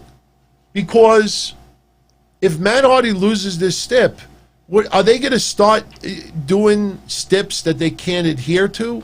So, unless something is going on that we don't know about, does anybody out there really think that Matt Hardy is going to be leaving AEW right now? I don't think so. I'd be shocked if that were to happen. So why do that? They've had unbelievable segments on TV. Matt Hardy getting split open, Guevara getting split open. Everybody's talking about the feud online. Matt Hardy has been killing it on social media. Sammy Guevara has been killing it on social media. I and a lot of other people said we're probably looking forward to that match maybe more than any other match on the card. And you have to add a stipulation. To me, that says, well, we got to give a stipulation that's must-see. Trust me, AEW, that stipulation turns people off. There was no reason to add that extra stipulation. Unless this guy is really gone, which nobody thinks that's the case. I just thought that was awful. Awful. There was no need to do that. Just absolutely. That's where somebody doesn't know when to say when. So, you know what it's like? My fiance likes the color, you know, and I'm sure a lot of you out there do it as well. It's therapeutic, you know. AJ Moore. I call him Art Moore. He's a beautiful artist, AJ Moore. He does live on camera. He does live drawings, and he does it beautifully. That guy is an awesome artist because he does everything from scratch. Shaheen Nuclear Graphics, same thing. Does everything from scratch. My girl's got to buy a book where everything is already drawn out, and then you just color everything in. But what happens with her sometimes is you got the sun and maybe the sand, and she's coloring it in. And she's like, you know, I'm going to add a little bit of brown overtones to it because I'll make it look like it's dusk. Not light, not dark, dusk. So she adds extra color or two. It looks nice. Perfect. You know, I'm going to add a little bit of shade in the background because I want to make it look like 6 o'clock. And 6 o'clock there'd be shade going. Okay. You add that. Then what happens is you add too many colors to it, and then you end up with Shangada. That's what happens. Total Shangada. So, you know, they put one too many colors in this match, my opinion. So, you know, they're the ones getting paid, so who am I to tell? But I'm just expressing opinion. So, big shout out to Jay Carlos. Very, very generous, my friend. You did not have to do that. I thank you so much. And, you know, I humbly appreciate that you and a lot of others know all the upgrades that are going on. Hell, I even upgraded my keyboard. I got one of these MX things, and you know why? You see over here? Actually, you know what? I'll show you with the mouse. See over here in the back of the mouse? I don't know if you can see that. You can see that light that's lit up? There's 3 lights. 1, 2, 3. You see that? The reason why I got this and this is because in a week or two, I'm going to start taking calls. I'm going to start taking your calls. And I'm going to have the calls feed in through my laptop. And then the laptop's going to be on this same screen. All I have to do right now, number 1, controls my regular computer. If I hit this again, number 2, see how it's number 2 now? Now this mouse and this keyboard control the laptop. So I don't have to see number 3 is not set up yet, so that's why it's blinking. But now I could switch from my computer to the laptop just by hitting one button. So it's seamlessly. So I'm going to have the calls on here through another computer. So like I said, I took this very seriously. And, you know, I'm sorry that some people out there are very upset because of the show changes from Monday. But the fact of the matter is that I'm taking this very seriously. I had some missed opportunities that I'm trying to get back. And there's been some areas, networks that have been expressing a lot of interest in what I do. But the thing is that, and this is what I think a lot of people don't understand, I have to build a reputation. There's a lot of people out there that still think DT is an absolute prick from, you know, stuff from yesteryear. You grow, you learn.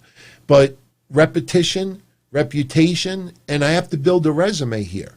You know, people aren't going to just see my stuff from the past and say, yep, let's do it. So wherever this goes, this goes.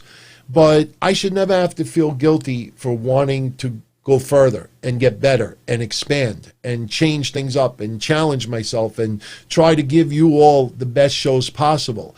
And unfortunately, because of the mismatch, you know, things had to change on Monday. But for anybody that tuned in to Patreon last night, you know, Kevin and I had a great show. No issues at all. I mean, we talked watch along for an hour, but we also talked a lot of wrestling stories in the midst of it. So it's not a personal hatred or gripe or anything like that. It's just that, you know, I went this way, he went this way.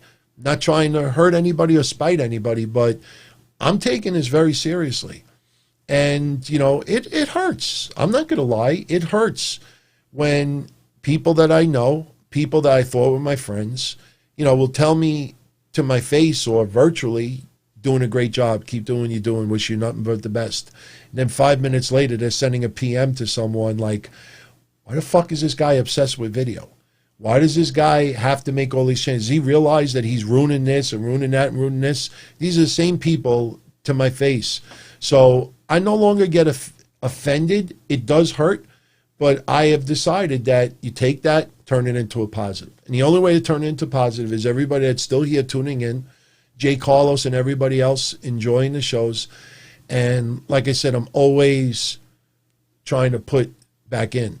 I mean, I'm not stupid. I mean, obviously, when revenue comes in, it's helping me not only get bigger, but it's, you know, this is a job too. I mean, the amount of hours I put in now about 40 hours a week for the shows, behind the scenes and recording. Maybe 30 hours. That might be more appropriate.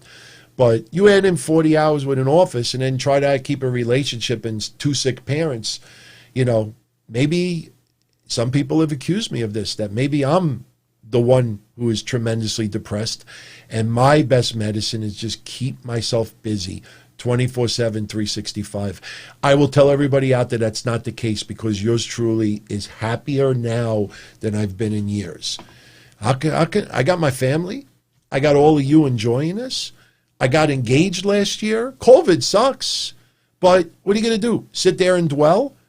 You know, or do you try to take chicken shit and turn it into chicken salad? So, you know, I appreciate everybody out there, and Jay Carlos, thank you for that. I really do thank you for that. And you know what? I someone else I want to thank too. Arian, what is this? How do I pronounce it? Arianpourrastegar? Is that right? Maybe I'm getting the syllables wrong, but arianpourrastegar.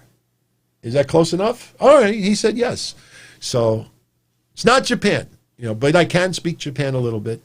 But no, seriously, man, I know you're all here for the recaps and everything else. I don't want to dwell on the personal stuff, but, you know, there's nothing wrong with me just thanking everybody out there once in a while, because, you know, one thing you know for sure, and like I've said this before, and sometimes it upsets people out there. You know, you could call me an asshole. You could call me a jerk off. You call me, you know, rude, nasty sometimes. But one thing you can't call me is a liar. No one ever calls me out and says, DT, you're full of shit. DT, you're a liar. DT, that's not true. No one ever calls me out, because I'm not a good liar. Just not a good liar. So I'd rather just be straight up with everybody, tell you what the deal is, you know, and the goal is to be the best that we can be. And everybody, if I could be your mouthpiece once in a while, you see all the podcasts out there, you see all the websites, and you see all the promotions out there. No one gives the Donzilla Army any love whatsoever. No one will ever give us credit. No one will ever give us love, even though, you know, we might be, top 5 as far as American shows and sites go, as far as podcasts. I know overseas, they're killing it. There's tons of UK podcasts that I look at the numbers, I'm like, oh my God, that's crazy. But I say that in a positive way. But I take that with a badge of honor. So, you know, the more we get ignored, the more I realize how powerful you and I are, seriously. So, but it's all good. It's all good. I think that's going to turn a page. I think you're going to start seeing more and more people acknowledge the Donzilla Army and everything that we say and do. I don't insult just to get attention on social media, and I don't insult here just to get attention here. I just give you my views, and that's it. So let's get back to AEW a little bit. Let me find my notes. Here we go. All right, there is the All Out. So that's the Guevara match that I was talking about before. Okay. So Jericho gets chased away from Cassidy. Cassidy has his bubble, and we then get a weird segment. All the hype up the Casino Battle Royal. Team Taz and Jake Roberts, and you have Eddie Kingston's faction, and Lance Archer talking about Ricky Starks. I don't know if I want to punch him or date him. And then, Jake Roberts with a lot of sexual overtones. And the one that caught my eye the most was, you're not going to bust a nut anytime we're in the ring. It was just, I don't know. It's just the whole segment came off corny. I want to see Brian Cage versus Lance Archer. In fact, when I do predictions later, I think one of those two is going to win the Casino Battle Royale. So, but the whole segment, and then you have Darby Allin comes out, and everybody is brawling. We don't even know all the participants yet for the Battle Royal, but no matter who's in that match, I still have an idea of who's going to win. I will give you my predictions very, very soon. But, next we get this video package, like I said, the Dark Order, Matt Cardona, the Natural Nightmare, Scorpio Sky, All right, Cardona, all right. I could see him having a match. I could see Scorpio Sky having a match. But, QT Marshall reminds me of? Remember when they tried to tease, like, maybe Maven in Evolution? Or they did a tag match once and Maven, like, teamed with a bunch. Like, I looked at it and I'm like, why is this guy in the same side with all of, those people? That's what QT Marshall looks like with some of these people. He looks like a fill-in actor for someone else. Like somebody doesn't show up. Back in the day when I was a kid and I would go to Ridger Grove Arena for WWF matches, sometimes somebody would no-show. I'll give you an example. Afa and Sika, the Wild Samoans. All right, sometimes Afa wouldn't show for whatever reason. And Sika would team up with Iron Mike Sharp. And it was like, oh, give me a break. Like QT Marshall just looks like a fill-in for somebody else, BJ says Zack Ryder and QT Marshall are the overrated brothers. Look, I'm banned. I'm blocked from Zack Ryder because he got very offended when, and you know where this goes back to? When he had the storyline with Kane and John Cena and, oh my God, what's her name? The one who made out with Cena and she was married to Gracie. Eve Torres. Thank you, Big Bálor. Eve Torres. When that happened, I gave him credit for selling the storyline in the wheelchair. But at that time, I went on one of my shows and I said, everybody who is a huge Zack Ryder fan, bottle that moment. That'll be the biggest peak of his career. Everything else is downhill. He did the internet stuff. I give him credit for that. But I got blocked for saying that at that time. Then when he won the IC title that time at WrestleMania not too long ago, I thought there was a death in the family. Or I thought maybe, they granted him a wish. Like, it just came out of nowhere.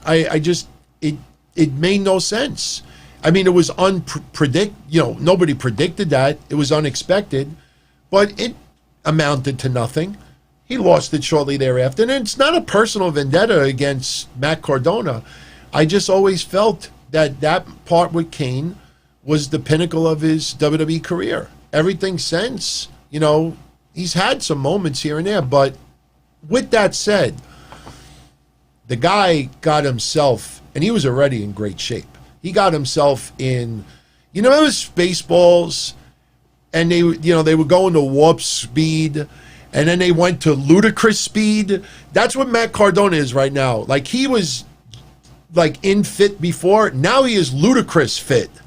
He looks like $1 million. But at the end of the day, it's still Matt Cardona.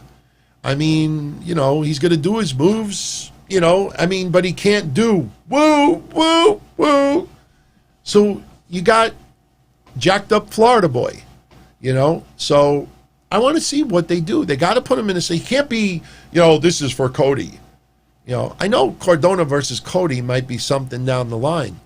Maybe Cardona versus Brody Lee might be in the very near future. But at the end of the day, though, there's got to be something else about Matt Cardona, not just being more jacked up than he was as Zack Ryder. So, you know, and him bitching about the pool. I got released from WWE. Now WWE wants to use my pool for Otis and Mandy. What are they, fucking kidding me? So Woo Woo Woo went to Boo Hoo Hoo. Boo Hoo Hoo, you blew it. He didn't blow it. He had a great career. I don't think anybody out there thought he would be around here that long, you know. But good for him, man. He looks like he's in great shape. He lives in Florida, so he doesn't have to travel too much, and I wish him well. Seriously, I bought the shirt with him and Cody. I did it more as a gag, but, you know, he was able to buy, like, you know, maybe 2 or 3 COVID masks with the commission he got from my shirt purchase. So it's all good. I wish him well. I mean that 100% sincere. So, gotta give a shout out. Somebody's asking me about Matt Cardona. Well, we could do that in a second. Here we go. Jay Carlos, once again. Do I think that the best thing that happened to Matt Cardona was met Chelsea Green? You know, that's interesting, because you could feel like a change in Matt Cardona, even on social media. Look, you meet people, you have a relationship, it changes you. You know, I mean, look, I started doing video January 20th. I had hyped it up for about 6 months leading up to it. I think people just didn't believe that I was going to do it.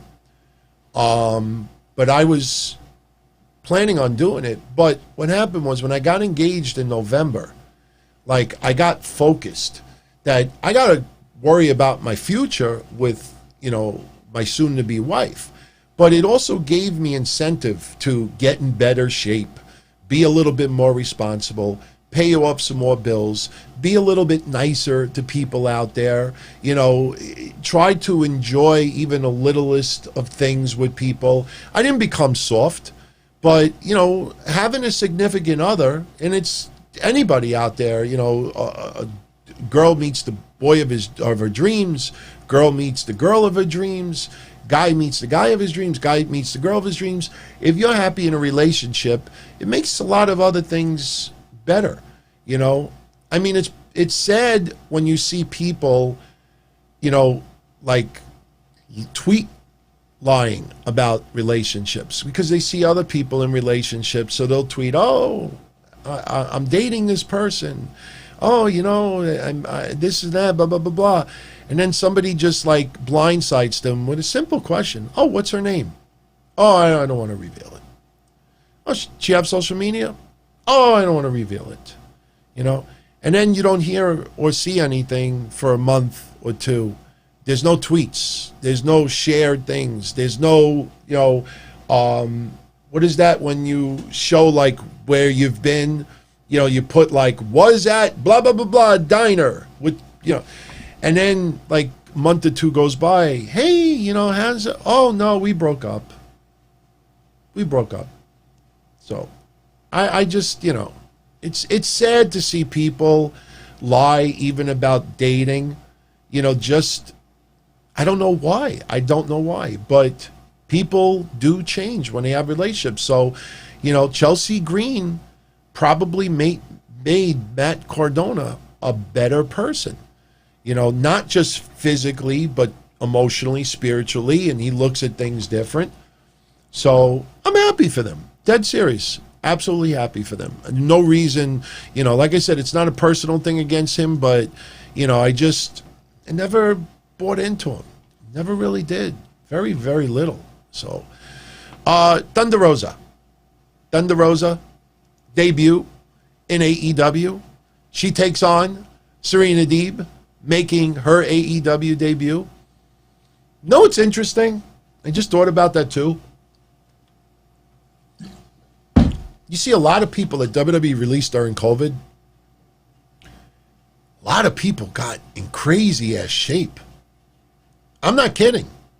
You actually go down the list of people who were released from WWE.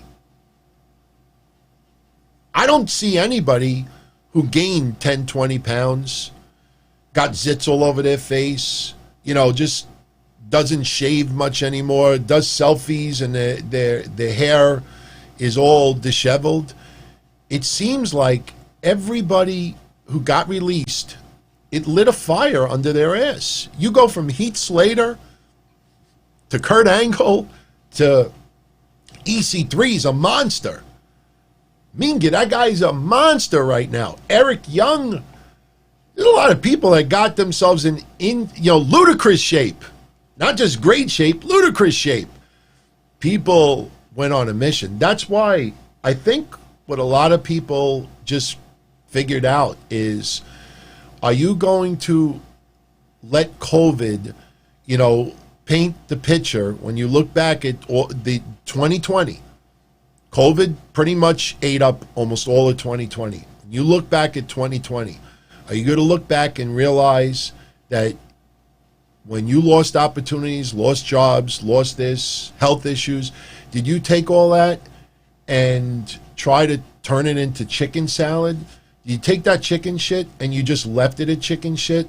You look back at 2020 as a wasted year? I don't look at 2020 as a wasted year for me. Things obviously suck because a lot of things I can't do right now that I want to do. But, do you sit around and just do nothing and just tweet that you are to make people think that you are?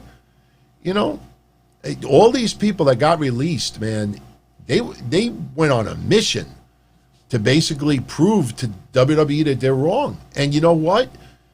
As nuts as this sounds, I know some people who got released have said some horrendous stuff towards WWE, and a lot of times deservingly so.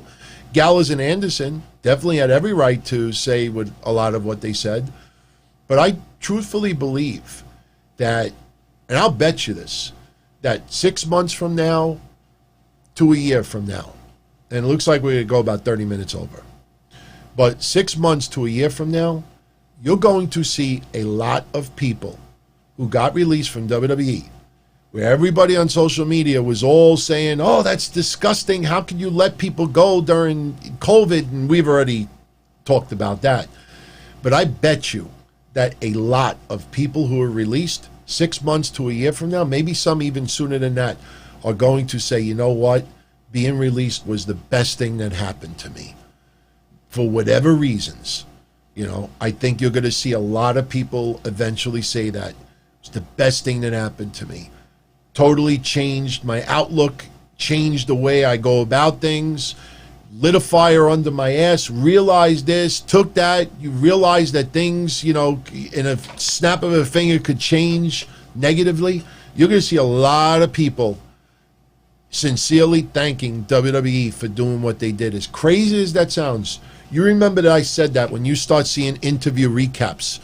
So, anyway, Serena Deeb, Thunder Rosa, they have a match. Thunder Rosa gets a pretty quick win, but they also showed all the fans out there that have been whining about the AEW women's division and whining about if they end up signing Thunder Rosa and Serena Deeb, even though Serena Deeb I think would be better utilized more as a trainer for AEW, you just improved your roster significantly in the women's division.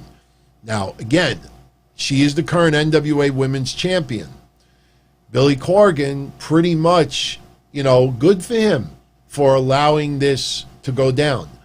But Ruckus, who I have praised in the past big time about the theme music, how many podcasters do you tune into that have sung the praise for Ruckus for all this time? Virtually none. He did some pretty damn good theme music for Thunder Rosa. You don't do theme music like that for somebody who's only going to be there 2 times. So I'm curious. Now, Thunder Rosa leaves NWA and signs with AEW. That is going to be a huge loss for NWA. That might be on the level of Tessa Blanchard in Impact Wrestling. And even worse for NWA because they've already lost a bunch of stars. But we don't want to jump too far ahead. Right now we got a match, and she beat Serena Deeb tonight. It was a Great match. Can't complain at all. Little quick, but it was basically just to show, introduce the AEW fans that never saw her wrestle before to basically, get a taste of, that doesn't sound right, get a taste of her. I don't mean it like that, but Moxley cutting a promo on MJF, talking about it being championship week. MJF has made it to the top of the rankings. On Saturday, all the distractions will go away. It'll just be both of them, kill or be killed. Also, Moxley talked about, yes, the paradigm shift is banned, but he's going to be the meanest, nastiest. I would be a little careful saying something like that, especially after, a certain match that he had as a main event for AEW last year that caused a lot of controversy. So, but, I think MJF and Moxley will have a great match. Big Swole. She's going to have a match with Britt Baker. It's going to go tooth and nail. Get it? Tooth and nail. So now I think it might even be called a tooth and nail match. Just stop with the stipulations. Not everything needs to be a stipulation. But Britt Baker, looks to be good shape. She attacks Big Swole, to give a little heat leading up to the match. And once again, we had live fans in attendance. And, very loud, very energetic. And I'm glad, definitely glad. A lot of people on social media who aren't able to do what other people are able to do, very jealous. So they take that jealousy and they will make it seem like AEW is doing something wrong. Fans should not be there. Fans should not be there. But I guarantee you, if AEW was going to do a show down their block, they would find any way possible to go. So, anyway. So, we get the main event tonight. MJF's lawyer versus Moxley. Now, Mark Sterling actually knows how to wrestle. If you check out, online, he actually has some pretty decent work. He's wearing MJF's colors. And it was, it was a Gaga match. That's the best way I could put it. It was a Gaga match.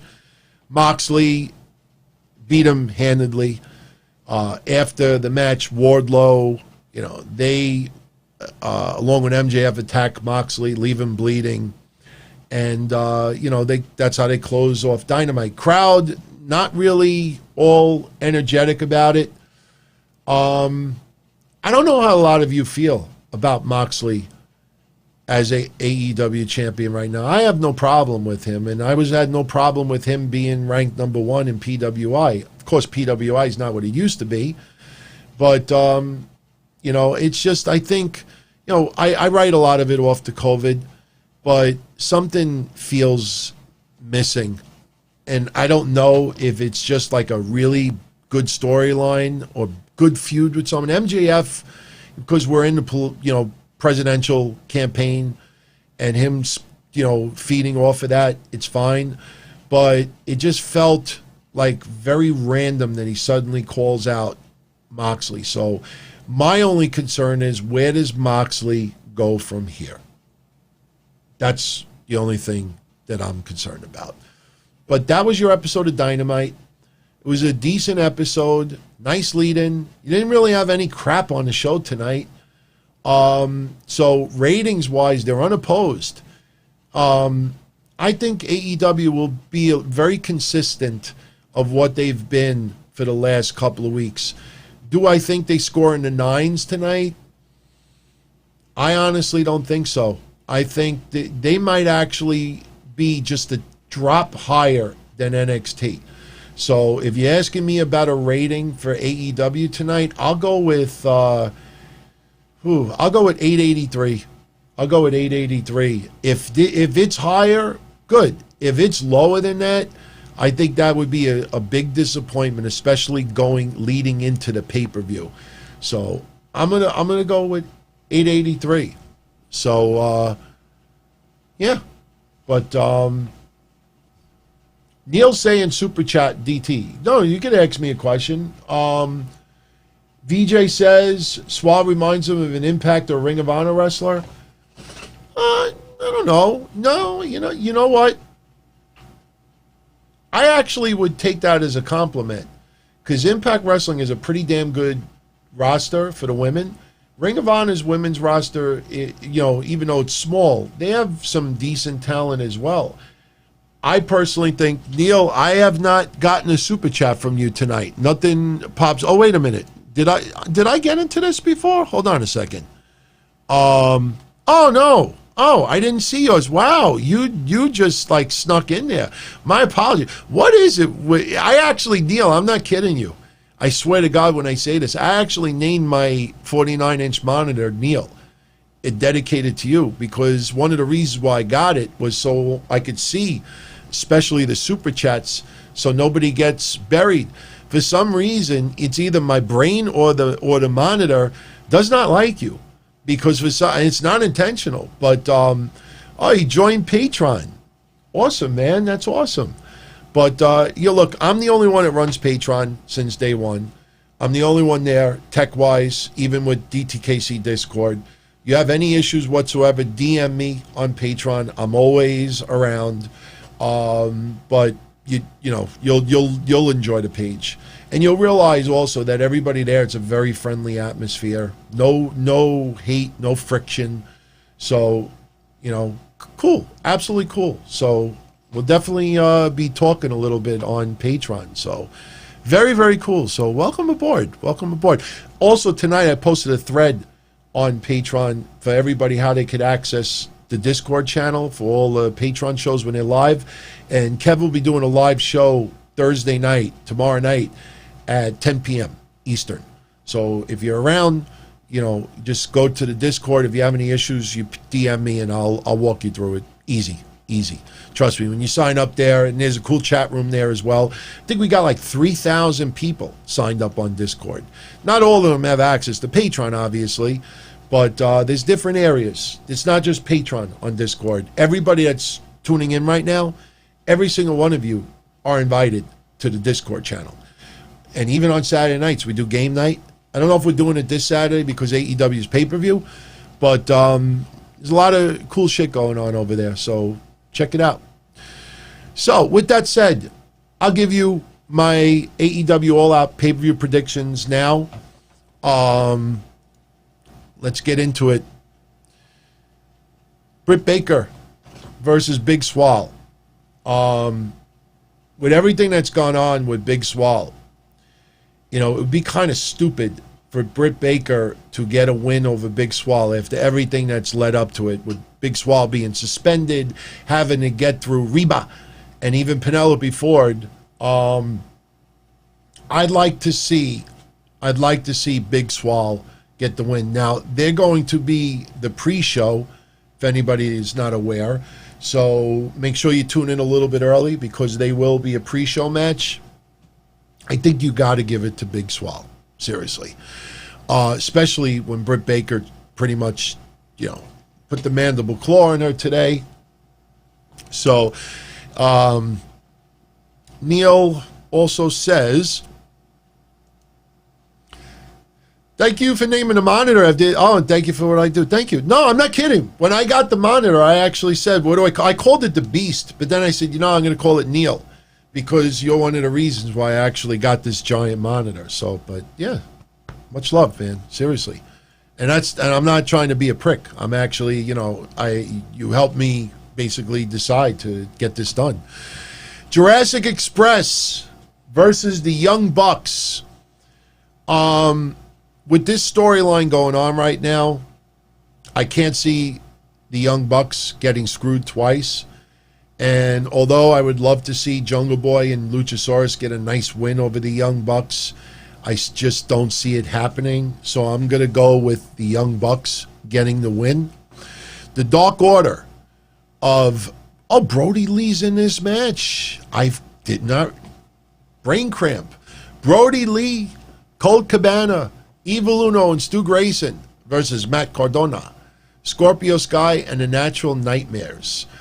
For me, the weak link is QT Marshall, but for some reason, doesn't it feel like Matt Cardona should not be on the losing side as of yet? So I almost feel like, I don't know, Stu Grayson, Colt Cabana. Colt Cabana just has not fit into the Dark Order. He doesn't wear the Dark Order's colors. He still looks like Colt Cabana. He looks like he's filling in for someone else. If they're fighting in the honor of Cody, maybe that's a little bit of revenge for what happened. I could see Matt Cardona pinning Colt Cabana, and maybe something happens on Dynamite that they're livid with Colt Cabana for what happened.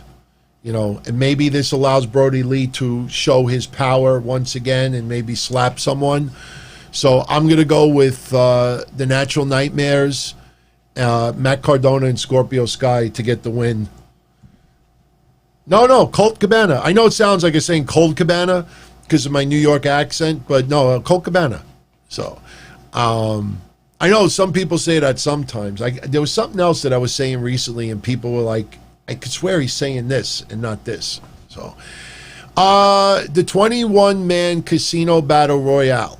The names so far mentioned: Darby Allin, Lance Archer, Ricky Starks, Brian Cage, Pentagon Jr., Ray Phoenix, The Butcher, The Blade, Eddie Kingston, Billy Gunn, Austin Gunn, Sean Spears, Jake Hager, Santana, Ortiz, Chuck Taylor, Trent, and others. Cardona. A lot of people know why I do that. That's shout out to Mish. Thank you everybody who liked Mish on Monday. I actually invited him back for this coming Monday also. He's willing to do video. We had an awesome conversation Monday. Talked about a lot of debating and everything, and he's very, very, he doesn't hold back. So we'll see. Possibly you may have Mish on with me again this Monday. So, Jay Carls, I'll get into what you said in a minute. Actually, when we get to Thunder Rosa's match, I'll get into what you said. I got it queued up. But for me, this 21-man casino battle royale, Lance Archer is the only person that should be winning that. Brian Cage, I would like as well, but he's got the FTW title, which they are doing diddly squat with right now. Maybe that's a good thing, but now it just feels like he's walking around with a trinket. So I'm going to go with Lance Archer getting it. Lance Archer definitely needs to get this win. Ever since that match with Cody, it feels Lance Archer has just been an afterthought. I know he's doing some backstage stuff here and there, but Lance Archer, he needs this win. He's got to win this battle royal, in my opinion.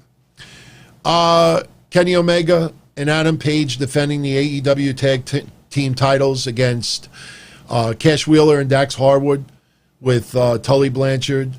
I have said this for about 2 or 3 weeks now, and I'm sticking to it. It just feels right. It feels like it makes sense. I got to go with FTR winning the tag titles. Somebody's going to turn. Be interesting if Kenny Omega and the Young Bucks beat the crap out of Hangman Page, whether it's before the match, after the match. Maybe Cody's involved. It could be a Four Horsemen thing where, they kicked Hangman Page out and they give the boots to him. Thing is that Cody really has not been really too much involved with the Elite, so we don't know where it's going to go from there. So I don't even think Cody would even get involved on Saturday. It wouldn't make sense because you're having the Natural Nightmares earlier, in Cody's honor. So that would be a little bit confusing, but I'm going to go with FTR winning those tag titles. I think it feels right. It's about time. And let the storyline with Omega and Page go in a different direction. So, Chris Jericho versus Orange Cassidy, Mimosa Mayhem match. The match could only be won by pinfall, submission, or throwing your opponent into a tank of mimosa. Notice how Jericho now focuses on 500 gallons of mimosa. Remember when he said 80 gallons of orange juice and 500 cases of... I know it's semantics, but I said weeks ago, just leave it simple. 500 gallons. 500 gallons is a hell of a lot of shit. You fill up the tank, It's not going to be 500 gallons, obviously, but it'll be a couple of hundred. Fill it up with water, 95% water, add a little coloring, a few other things, a couple of effervescents. There you go. Looks like mimosa. Jericho is getting tossed in that mimosa, without a doubt. He's going to be swimming around. He's going to be yelling and screaming. The only question is, does he get thrown into the mimosa before the match or after the match? I have a feeling Jericho comes out on top. After the match is over, Jericho gets thrown into the tank of mimosa. Somebody's getting thrown in that tank. I could see a member of the inner circle also getting thrown in. Maybe more than one person gets thrown in. But I think Jericho ends up in that tank. Yeah, Hager could possibly mistakenly do something and knock Jericho in the tank. But Jericho's getting in that tank. So now we get to the women's match. Hikaru Shida defending the AEW Women's Championship against Thunder Rosa. Now remember, Thunder Rosa's NWA Women's Championship is not on the line. A lot of people, I think, forget about that. Jay Carlos says he hopes AEW signs Thunder Rosa eventually. She's his favorite female wrestler. Do I think it will happen? And what's her match for All Out? Well, first of all, I don't see Thunder Rosa winning the AEW Women's Championship. It would be interesting. The problem is NWA, yes, they're going to the weekly pay-per-view stuff, but, even the name doesn't even feature them. So it's not like they're doing regular shows again and, Thunder Rosa threatens to bring the AEW Women's Championship to NWA, and you do that with Ring of Honor or MLW. You don't do that with AEW. What I'm concerned about, and I brought this up yesterday, is when I think back when I was a kid and you would have champions from some promotions going to another promotion and facing their champion, it usually ends in a clusterfuck. Ric Flair versus Bob Backlund is the first one that came to mind to me.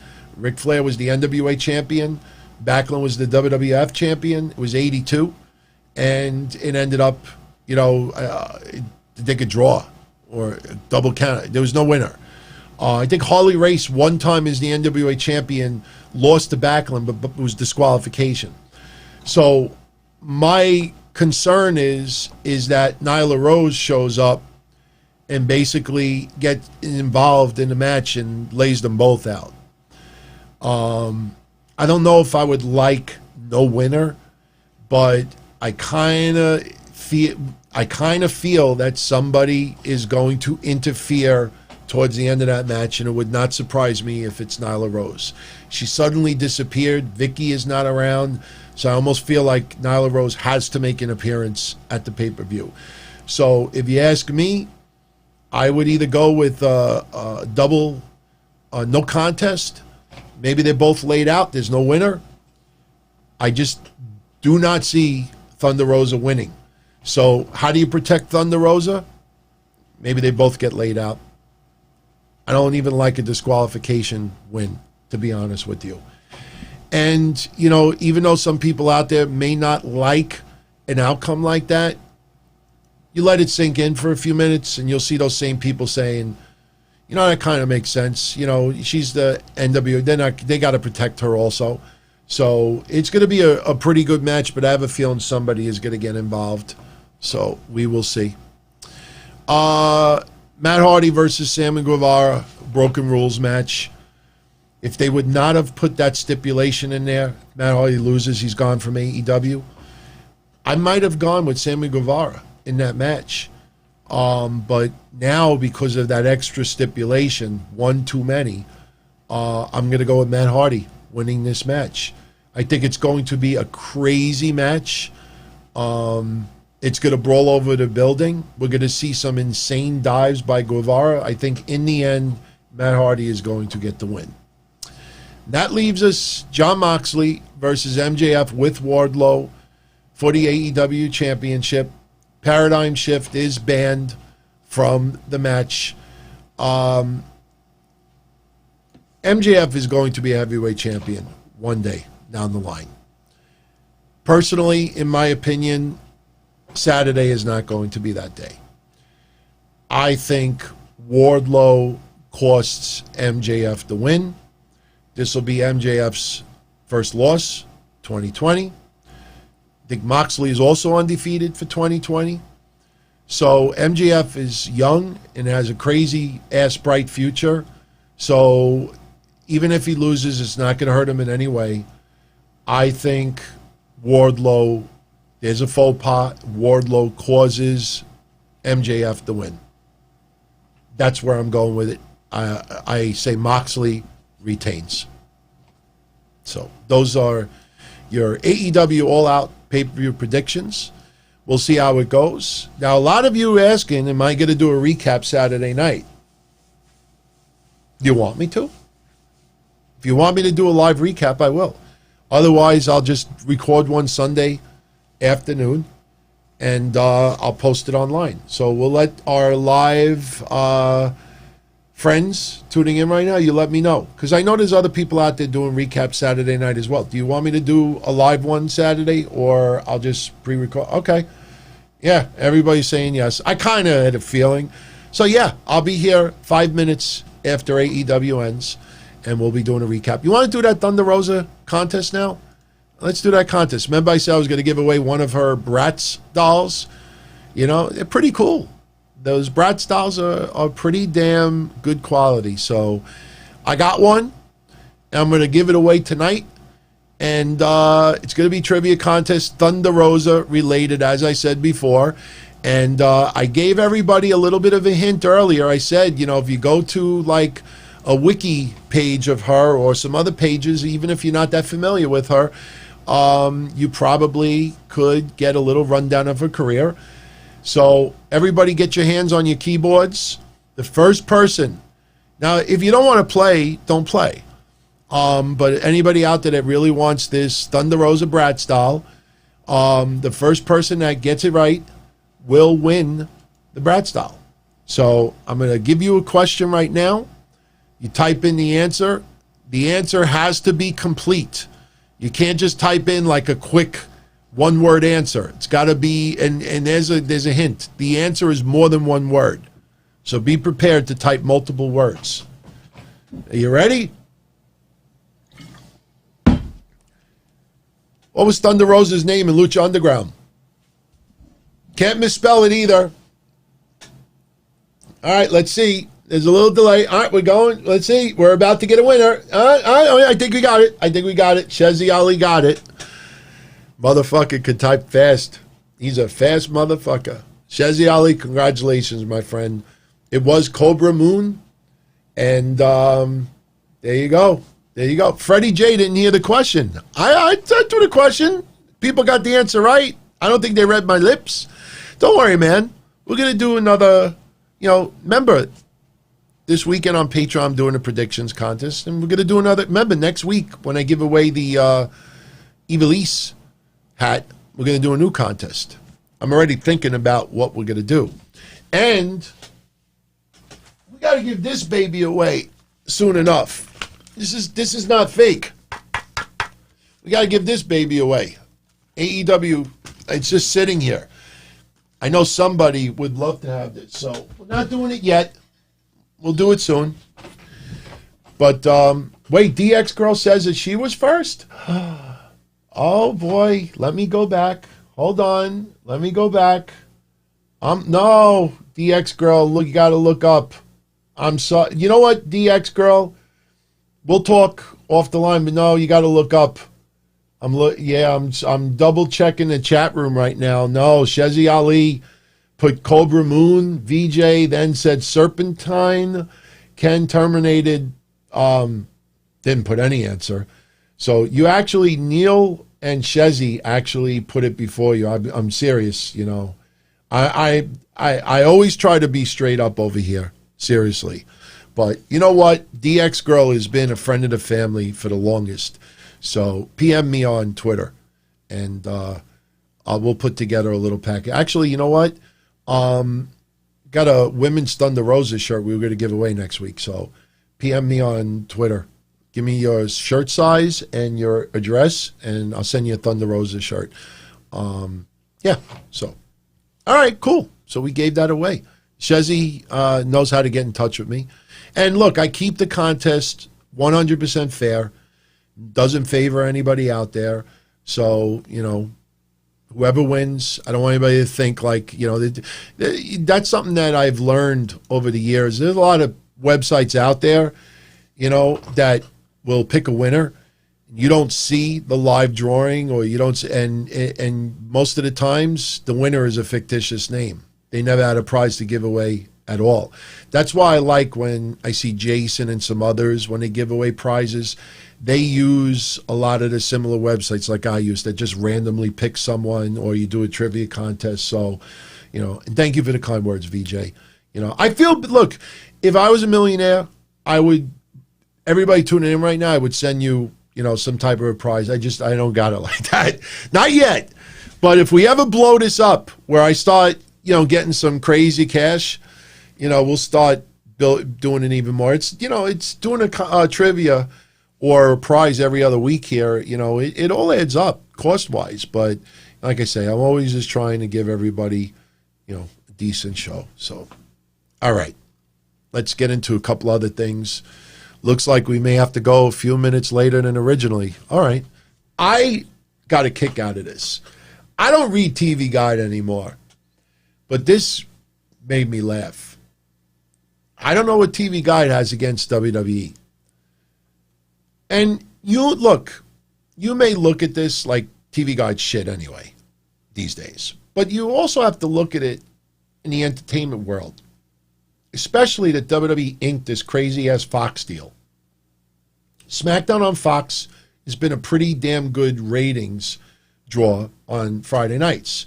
I don't do demos or anything like that, but they usually, you know, up there. You know, the ratings are not great, but they are, you know, on top tier as far as ratings go. So TV Guide put out a list of 100 shows on TV right now that they feel a must-see. They went into a top 100 list. AEW made the list.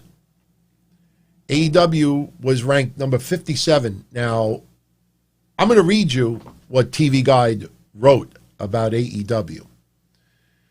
They said, and I quote, AEW Dynamite's arrival was an electric jolt to mainstream wrestling, here's the shot towards WWE, which has gotten creatively stagnant over the last few years. Ouch.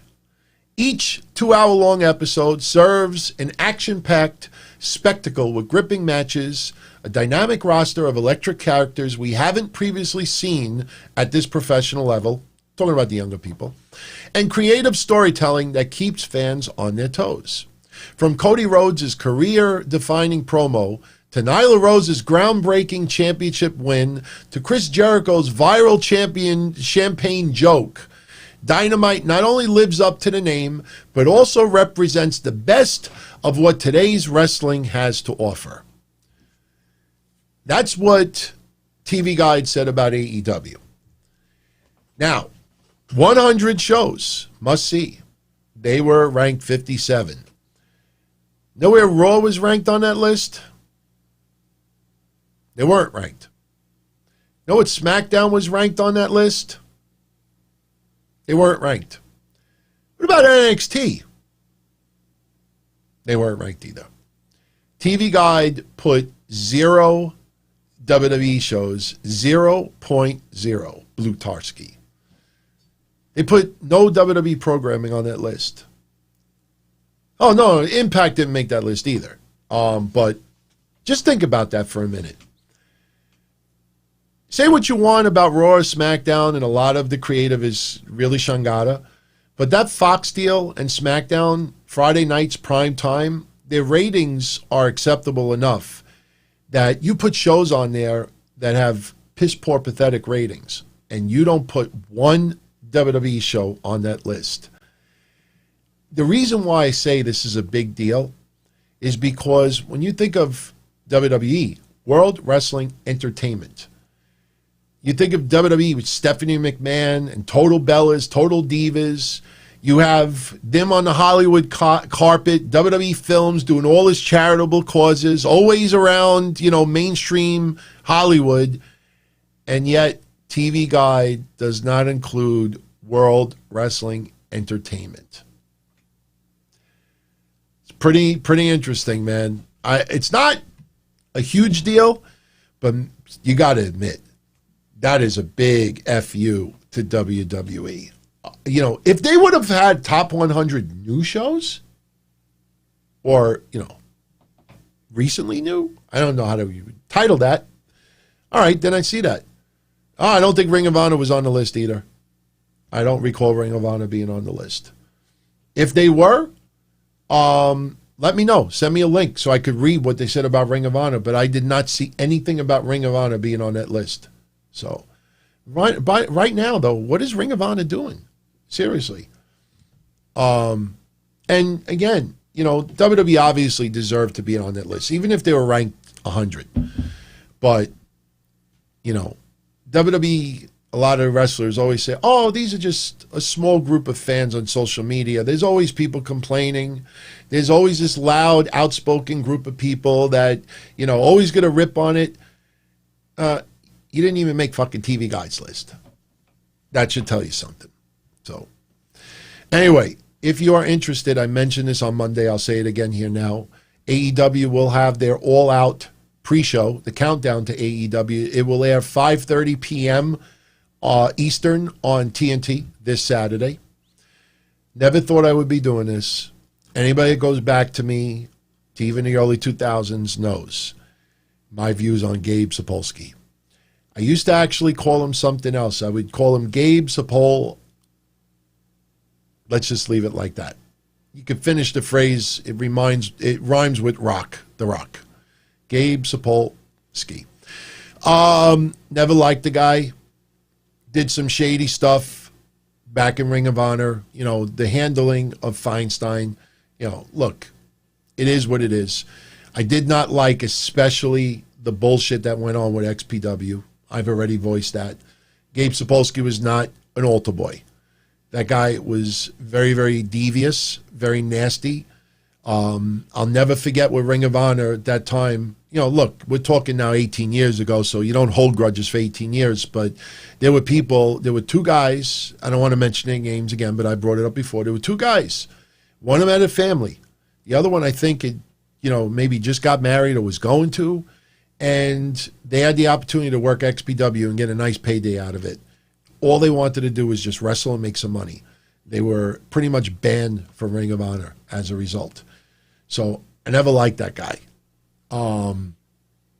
But he just retired. He announced his retirement today from promoting shows and booking shows.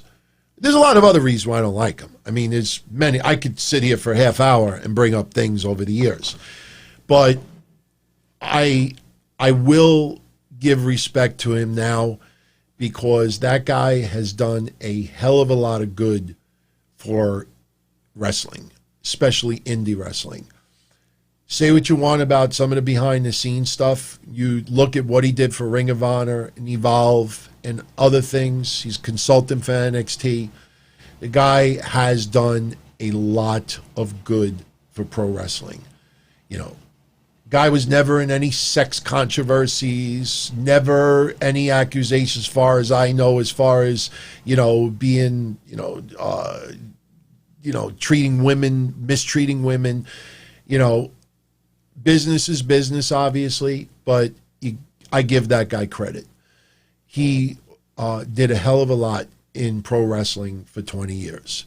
So I just wanted to make mention to it because I know some of you out there do go back many years, and, good for him. Seriously. Bright career. Dragon Gate. We can't forget Dragon Gate. So, yeah, man, he started, actually it's an 18-year career. And it's funny because remember just Friday we did the XPW, the anniversary of them invading ECW Arena. That was September 2002. Gabe Sapolsky started booking shows in February 2002. So it's not like he was a 10, 20-year, pro booking shows where he has a little bit of leverage. This is a guy that wasn't even doing it a year and basically banning people who just wanted to make money for their family. This guy wasn't a priest, perfect person. But, over the years, he's done a hell of a lot for pro wrestling. So I give him credit, and I know a lot of you out there may want to pass by his social media and wish him well. So, might find this a little interesting. WWE and Chris Jericho recently made some agreements regarding some trademarks and fair rights usage. Dave Meltzer is the one that broke this story and got into it in detail. Basically, Jericho and WWE recently made some agreements that Jericho, prior to going to WWE, he had the lion heart. I don't know if he could use Jerichoholics because he actually was using that before he went to the WWF at the time. But WWE now has the rights to use Y2J. WWE owns that. And WWE basically, anything that went on during Chris Jericho's WWE career, they actually own that now. So Jericho, has rights to some terminology and some character. I don't know if he'll ever go back to Lionheart, but they worked out some deals. So I figured I'd just mention it. It's nothing like a major story or anything, but it's business, and especially since Jericho's in AEW. It's interesting. I was thinking about this the other day. If I'm correct, Jericho signed with AEW in January of 2019 for a 3-year deal. So this January, his contract will already be 2/3 completed. So we shall see if Chris Jericho re-signs with AEW beyond 2022. So, very quickly, like I said, everybody out there did an NXT recap and review. So I'm not going to really spend any time on it, but I just want to get into a couple of quick thoughts about it. First off, the main event match, Adam Cole versus Tommaso Ciampa versus Johnny Gargano versus Finn Bálor. My pick last week was Tommaso Ciampa. Obviously, I choked. I just thought that Karrion Kross being a heel and the champion, somebody was going to be chasing him for the title. I don't think it was Ciampa because Ciampa is also a heel. I thought Ciampa would be a great replacement. I don't even like using that term, but a great replacement since he's a great heel. And he came back, and I think whoever was going to chase Kross for the title could also chase Ciampa. That obviously is not happening. The Iron Man match, 60 minutes. The wrestling was fine. They took a beating. It told a wonderful story. I mean, loads of neck breakers, a lot of kicks, suplexes, big power moves. 60 minutes went by like that. But WWE, I understand taking commercial breaks, but it had to have been at least 4 or 5 commercial breaks during that match. And there was one point during that match, and I actually put a note so I could remind myself over here. There was a point, let me see if I can find it. Oh, yeah, okay.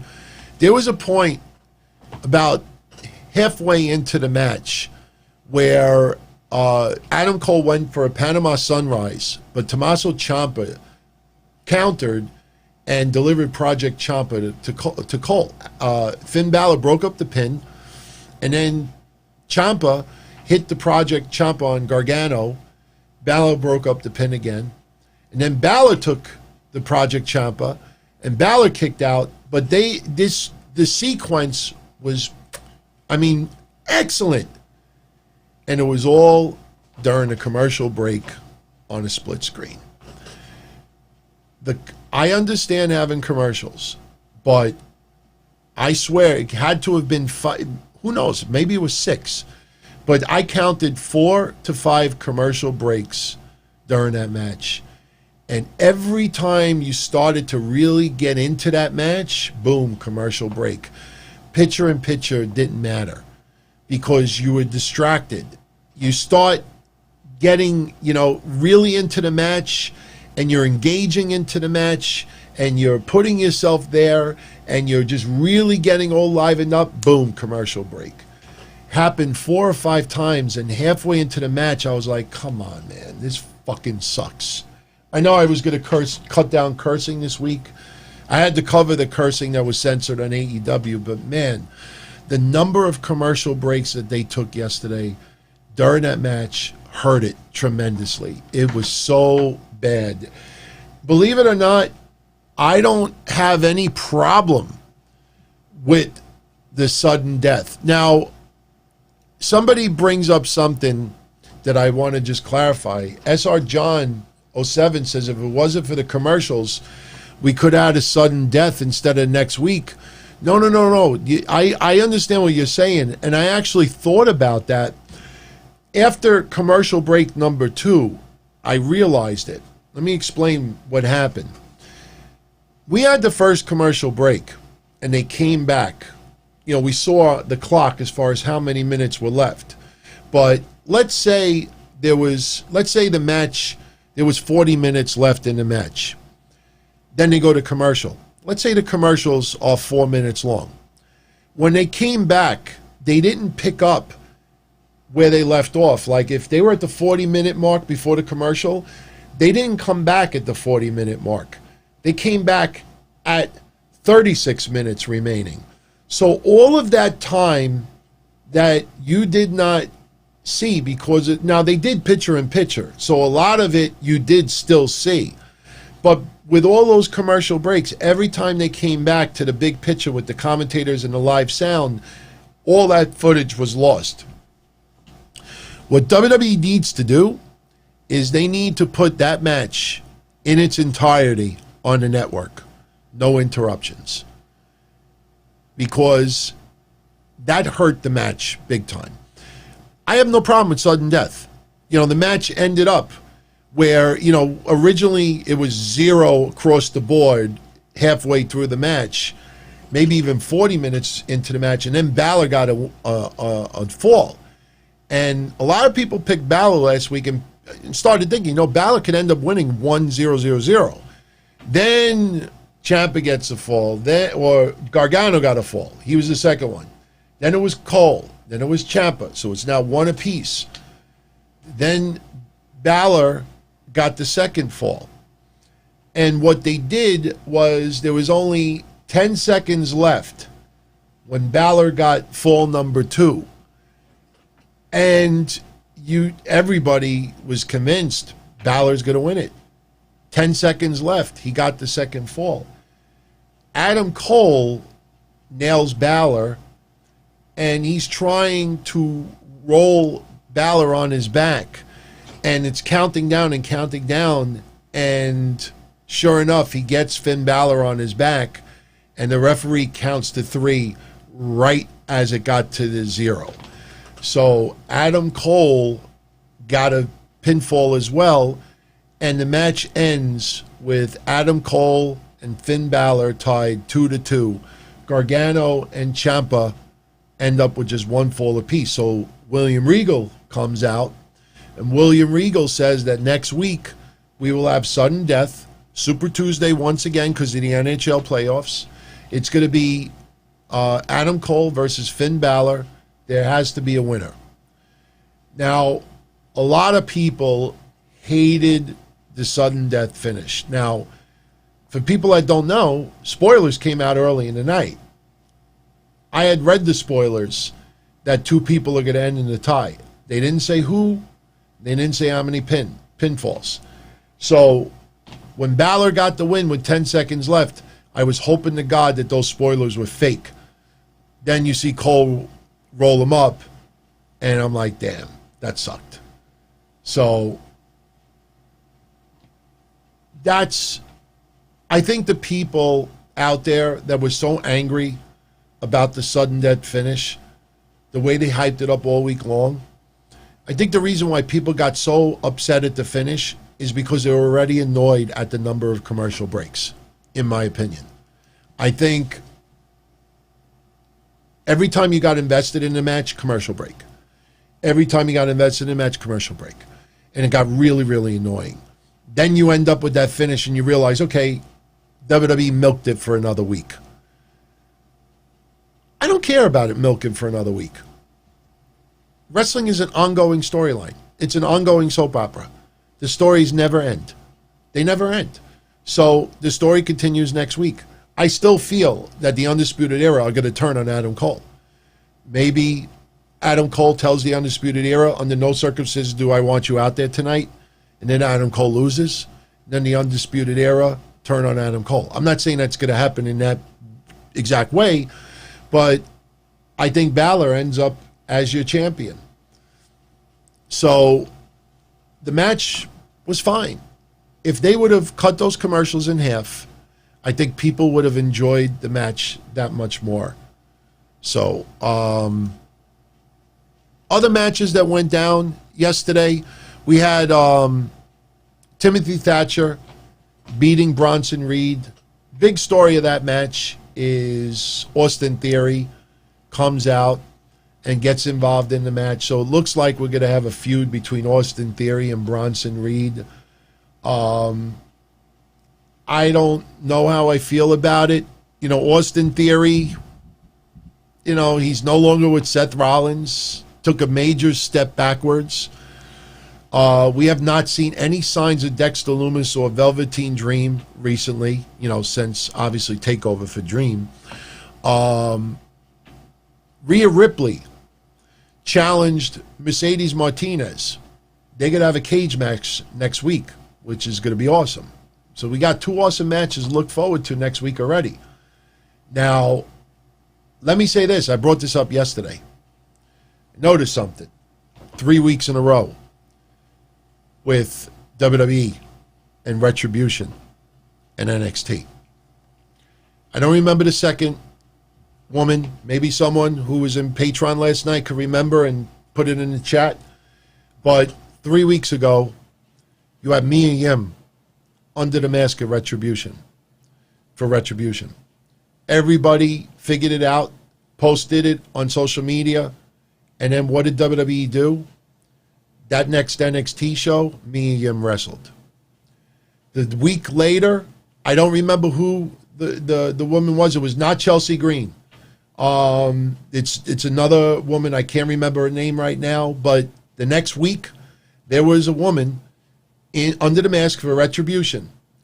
Everybody on social media figured it out, posted it, and said, "Oh, blah blah blah blah was part of Retribution." I don't think it was. It wasn't Vanessa Bourne. It wasn't Santana Garrett. It was someone else. If you said her name, I would know it immediately. It was not Rhea Ripley, but somebody may remember it. But so the second week, that woman was put under Retribution. Everybody figured out. So Kaden Carter might actually be it. I think you're right. I think it was Kaden Carter, Rob. Kaden Carter was under Retribution. That following NXT, she wrestled. Monday, Mercedes Martinez was under the mask for Retribution. People put it online. Mercedes Martinez is shown on the screen yesterday. She's going to fight Rhea Ripley in a cage next week. That is 3 weeks in a row. And you know, they might have even done it with Vanessa Bourne also. So WWE, 3 or 4 weeks in a row have done that. I didn't realize it until the second week. I said, "Oh, that's interesting." But I just figured I'd share that with everybody out there. So, Candice LeRae beats Katie Catanzaro yesterday with Caden Connor in her corner. After the match, Candice LeRae gets on the mic, talks about Tegan Knox, talks about, you know, growing up with each other and, you know, brought up a few other things. And Candice LeRae invited Tegan Knox for dinner at Candice LeRae's house so they could settle their differences. Absolute setup, in my opinion. Absolute setup. So, what else do we have? Breezango and Isaiah Swerve Scott beating El Legado del Fantasma in a 6-man street fight.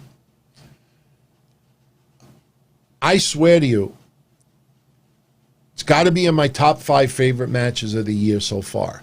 Not because of the ECW memories, seeing him do a triple Van Terminator, seeing Scott and then diving off of the top of a forklift, use crazy-ass weapons. I mean, this was a fun, hardcore match. It didn't feel watered down.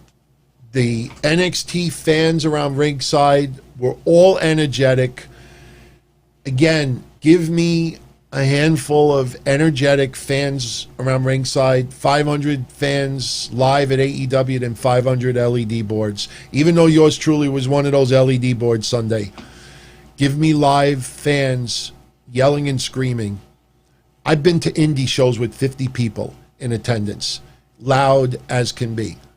So the newness of Thunderdome is wearing off. Just my opinion. But that match yesterday, that fire extinguisher moment, the whole match from top to bottom was excellent. Isaiah Swerve Scott, they're trying to bring to the next level. And I said this last week, and I'm not talking about the way they're mistreating Cedric or Ricochet or any other, but I think a year from now, Isaiah Swerve Scott will be on the level of what Ricochet and Cedric were for the WWE a couple of years ago. I'm not talking about how used right or used wrong. I'm just saying that where Ricochet and Cedric were 2 or 3 years ago, I think that's where Cedric is a year from now. I like it. So, that match, if you haven't seen it yet, go out of your way to see it, because it was just a fun match from top to bottom.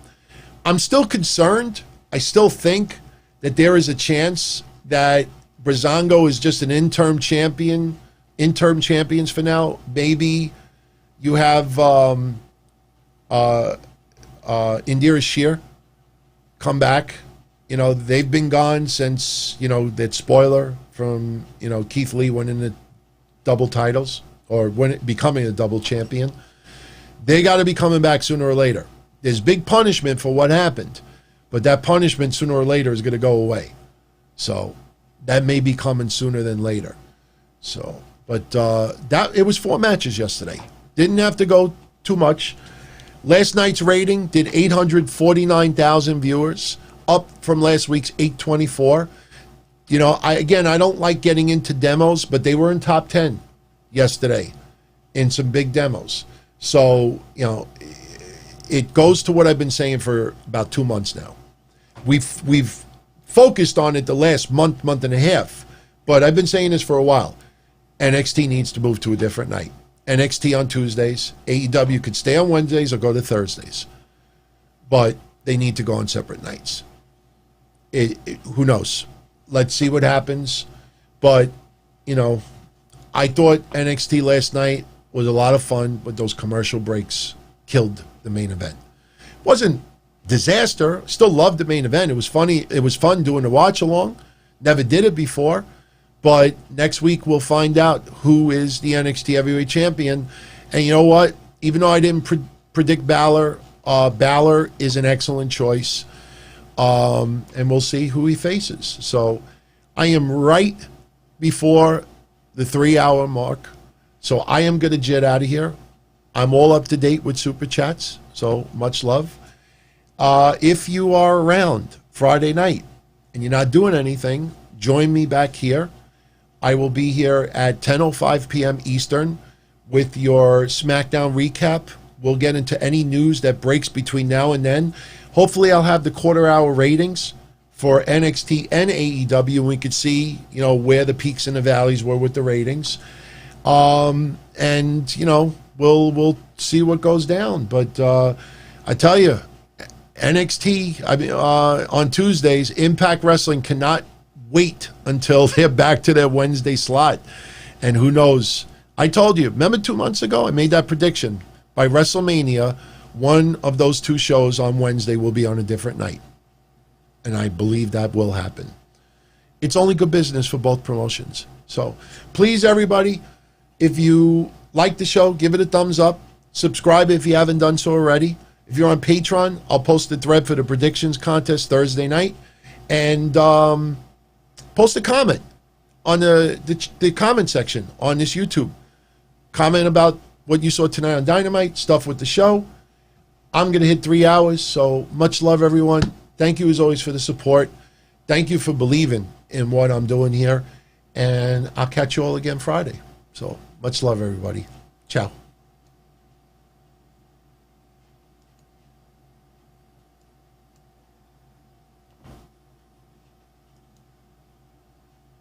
There we go.